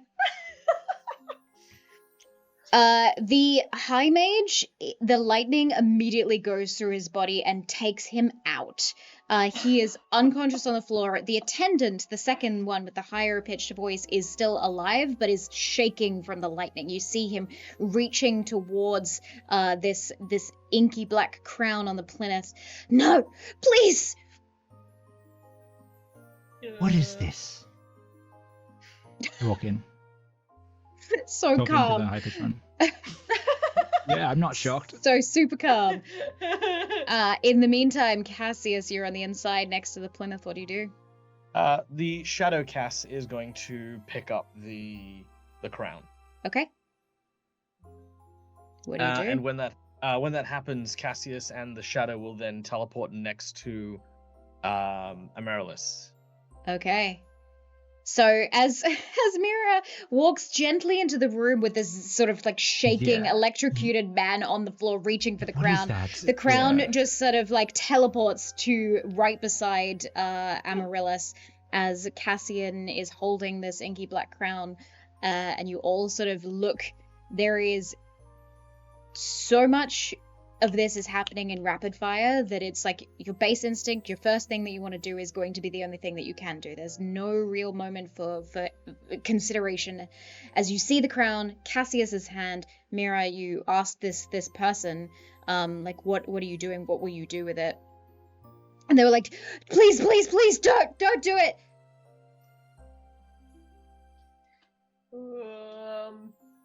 What are your instincts?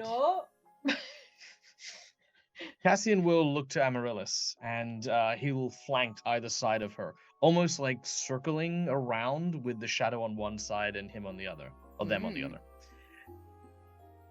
Do this, what? This is the answer. To what? Everything. Remaking. The power to create and destroy in this world, a power unlike any other. One that would make what you do much, much easier. Make it gentler, softer. Me? Yes. Why me? Because you skirt the line. You walk it with a razor's edge. You appreciate its weight. The others do not. Self-preservation is such a paltry and insignificant reason for power.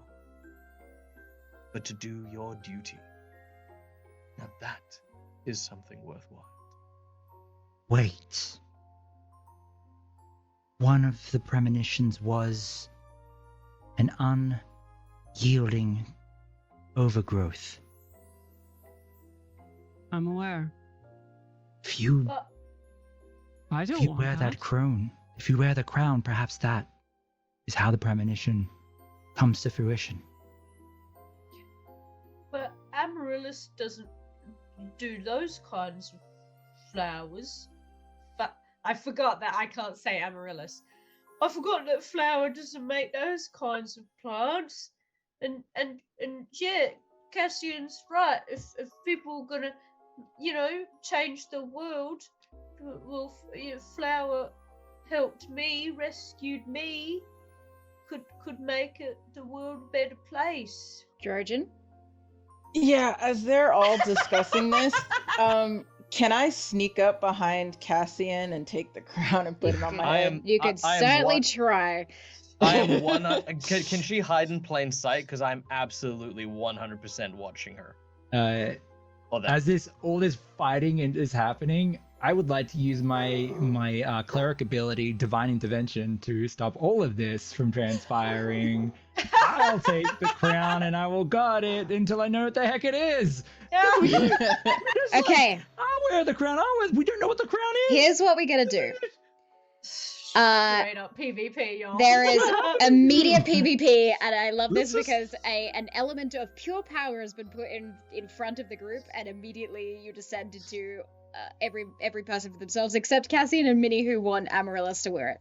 Yeah. And then these two are just trying. It's okay. The crown. Mira doesn't know what the heck's going on before we start changing the world. What we're gonna do is, Drojan is going to, because that's your base instinct, you're going to make that move. Cassian, you are highly aware of what's happening. You're giving this speech to Amaryllis. You're keeping an eye out, but you are gonna have to do a contention for this to happen. It's not just that because you're witnessing or keeping an eye on them that you can't immediately stop it from happening, if that makes any sense. Well, more like in terms of stealthing, if I'm looking at someone, she's yeah. Behind anything, not, But then if they launch at you and try and grab something from you, it's still your reaction. Oh, that's fine. I just meant the stealth thing. Yeah. So we're going to do contention rolls here. The choice being... What am I rolling?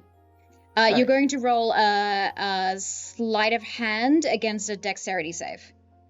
Can I vie for acrobatics? You can, but that will change what Drojan is rolling. I would like to, if she's going to try and grab at it, I'm going to try and basically use my acrobatics to basically just kind of, because the shadow doesn't really have bones in the same way that people do, so it's going to move in very almost like contortive kind of ways to keep the shadow away, to keep Drojan away. Drojan, you can roll either athletics in terms of speed or sleight of hand in terms of quickness of grabbing something. I'm going to do athletics because it is higher than my sleight of hand. Okay. We're gonna roll this, and then I'm going to let yes. Would I still be able to act within this exchange that I've had with Cassian? The exchange that you had is going to your reply is going to happen just after this moment. Okay. Just to give the power of this. Okay, Drojan, what did you roll? I rolled a 10 plus a 9, and my 19s are considered criticals. Okay, are your natural 19s considered critical? Yes. Okay, that would be not a natural 19. Let me double check this. Just to double check that, because I don't think it's any 19. It might just be your natural 19s are considered crits. Because that's how a couple of different fighter classes also work. It is. Which is still okay. So I got a 32. Okay. How? How? How? Yeah. I just want to know how. So in that case, Georgian leaps forward and tries to snatch this thing, and Doesn't matter the anymore. shadow kind of just like moves and it takes the crown. Amaryllis, you're able to finish this exchange after seeing this happen. That's fair enough. I just wanted to control the sea. Seeing that, No. I just, without word, again, that kind of ice cold determination. I grab the crown and start moving towards the person who is telling us not to. And as I'm doing that, I drop Entangle and immediately put Wall of Thorns up behind me, blocking everybody from blocking anybody from advancing towards me. Can I make an insight bonus on that? Insight check on that? Go for it. Amaryllis, what do you say in this moment? Why All right. do you want this? I'm gonna burn that second one for the insight. Okay. Your last advantage. So that's an insight bonus of a dirty 20. Okay. So would I make a contested insight roll against that? If you would like to Since you're hide your trying- intentions, yes. All right. Let's Does Mira's see. stuff come in anywhere? Divine Yes. The divine intervention. Yes. Okay, that would be next. That would be happening at the same time as Wall of Thorns. So, what would you like to do with the divine intervention? Stop everything from happening and protect the crown. Yeah. Okay. I want to know where the crown's meant to go. Like And the divine intervention. How does it work? Divine intervention essentially is like I need to roll under a 12 with a percentile, I believe, because of my class. Okay. But it's a big play. It's a big level 10 ability, Okay. and it's a divine intervention. And So you essentially, call like, on one of the Mira- gods. Call on one of the gods to give us guidance here, because we're meddling with things that we don't fully understand. There's Okay. emotions weaved in here. There's aspirations and ambitions, and like literally, they're talking about like controlling the whole world. I love it. Okay. So Roll your D100 for me. I will let you know that the gods, being that a lot of them are destroyed, the gods that will answer are the gods directly involved in this. yeah, exactly. I would be asking one that's connected to, the cosmos, like to the stars and wild space and stuff like that. Okay. Under 12. Let's see what happens. 24. No answer. Okay. The Wall of Thorns Yeah. gets put up, and Amaryllis Rough. asks this question. Yeah. I got a 23 on the check. Okay. Okay, cool. Not knowing what the intention is, my shadow is going to follow. It's not stopped by the Wall of Thorns. Okay. Amaryllis, you look Glad to have down to some this company. shaking individual just looking up at you with pleading eyes. It's the motive possibility from the growth of gravity. You could change the entire existence. That is not a power you want to put on your head. Then why do you want it? Why do you deserve it? We don't.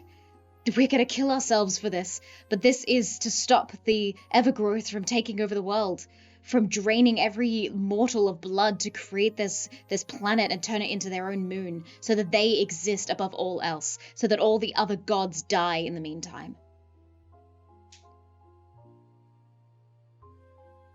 Please. Are they telling the truth? I think there's a wall of thorns between us and them. I think Can can we you hear still through the hear Wall it? of You'd Thorns? still be able, I'm you'd not still be able to sure. hear it. Yeah. You'd still be able to hear it. All right, we can hear this. Okay, cool. It seems that in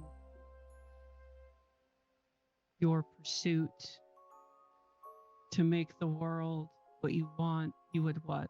Throw away the gods? No, that's what the Evergrowth is gonna do. We're trying to bring balance.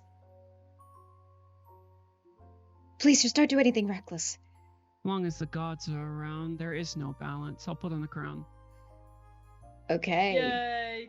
And tell me, Amaryllis, in our last minute of this game, I will just remember that there are people in this group that do have a hard cut, so I'm trying to get to whatever this Yep. is.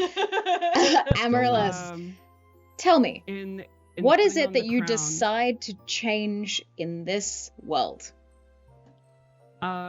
seeing the very brief moments of strife amongst the party amidst also the conflicts that have been pretty much ravaging the lands, in conjunction with the severe lack of respect towards anything magical and spiritual in nature, and just being an affront to everything that I know. In my mind, the gods don't deserve to exist anymore. Okay. So what I'm going to do is I'm going to bring two realities that I've experienced together into one singular entity. I've obtained a perspective that others haven't. Perspective that's hard to communicate, as is all, because, different walks of life, it's hard to ride that line between, but I have, literally. Mm-hmm. And in doing so, I would force everything in this plane to be like me. So you are bringing... I'm bringing the Feywild? And the Feywilds in this realm, and merging them into one entity. Holy shit. Yeah, boy. Let's go. I just have a question about this. This is Drojan's only question. Can I sail now? Yes. Hey, what were we all fighting about? Yes, you can. The seas will be restored. Holy shit. And just for the sheer... Yes. I was gonna say, just for the sheer spook factor of it, as that is the kind of like, as soon as the head goes on, the shadow cast just sort of gets even like bigger and wider in his smile, and the actual Cassian, the body on the outside of the wall of thorns, just starts laughing. And then in that moment, looking back, directly to Cassian, I say, "You can try." And to the rest of you, I did love you. Ooh. What's that mean? This world's getting completely obliterated. I will say the moment that last thing said by Amaryllis, I did love all of you. There is a brilliant, almost green flash of light, that inherent fey magic, as things snap and reality changes. And unfortunately, that is where we leave this particular chapter. Unanswered. Oh no, thanks guys, to the chaos. Oh my god. Or maybe we change and exist in some other way. There, you might. I'm gonna have to check in with the one wearing the crown. Okie dokie. Well, since some of these players have a hard cutout, we're going to go around the table and do a quick recap of who you are, where people can find you, to pass on the love to you guys, and thank you so much for being here. Let's start in reverse order this time. Let's go over to Casper first. Casper, who are you? Osio, I am Casper the NB Ghost. You can find me everywhere at Casper GANB Ghost. I do tabletop things and writing things and gay things, and nice. I take everything and make it gayer. I'm gonna try and get more into doing my own channel, but yes, please hang out with me on Twitch. I do like solo adventures, or if I can rally up enough people, I do little one-shots or whatnot. Hell yeah. Love it. Dread. Yo! You can find me anywhere. You can type in Dreaded GM, professional game master, storyteller, all that cool stuff. Right now we are at the end of year break, which is kind of normal for most channels, I understand, but it is for Dreaded GM. Usually running Call Cthulhu every Thursday night, Horror on the Orient Express. It's a great fun time. And we just did a bunch of really cool one-shots for Vampire the Masquerade and more spooky stuff. But we got an exciting year in 2024, and I hope to see you there. Perfect. If you could say something in chat so people could go find your channel, because the check command is still not up. I'm so sorry about that. Rin, the joiner of Fey realm to this realm, with the changer of worlds midway through this 48 Calamity. Who are you? Yay. Rin_Vixen. You can Google me literally anywhere. I stream 5 days a week from Wednesday to Sunday. I'm not streaming tomorrow, just for some personal stuff, but that's where you'll mostly find me. Nice. I'm a shitpost, dude. Thank you so much Look for me up being here. anywhere. That was the most insane thing you could have done. Dag, who are you?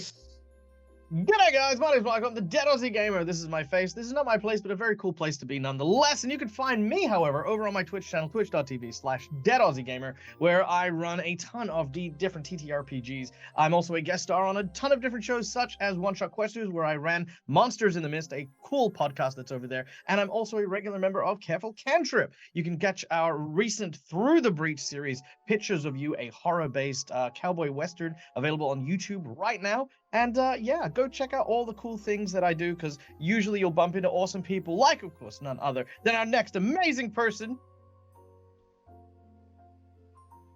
That's you, Ellen. That's me. Segue. That's you. I couldn't remember the order. Yeah. You're the only one left. Well, you still have to go, AJ. True. Ellen, who are you? Who am I? A big fuckhead, apparently. You can find all the cool TTRPG stuff I do with Roltcast. That's ROLE. We're an actual play podcast. Make sure that you subscribe and listen. Each season is highly bingeable, original stories, original score, each using a different game system. So there's something for everyone. So yeah, follow us on all the socials.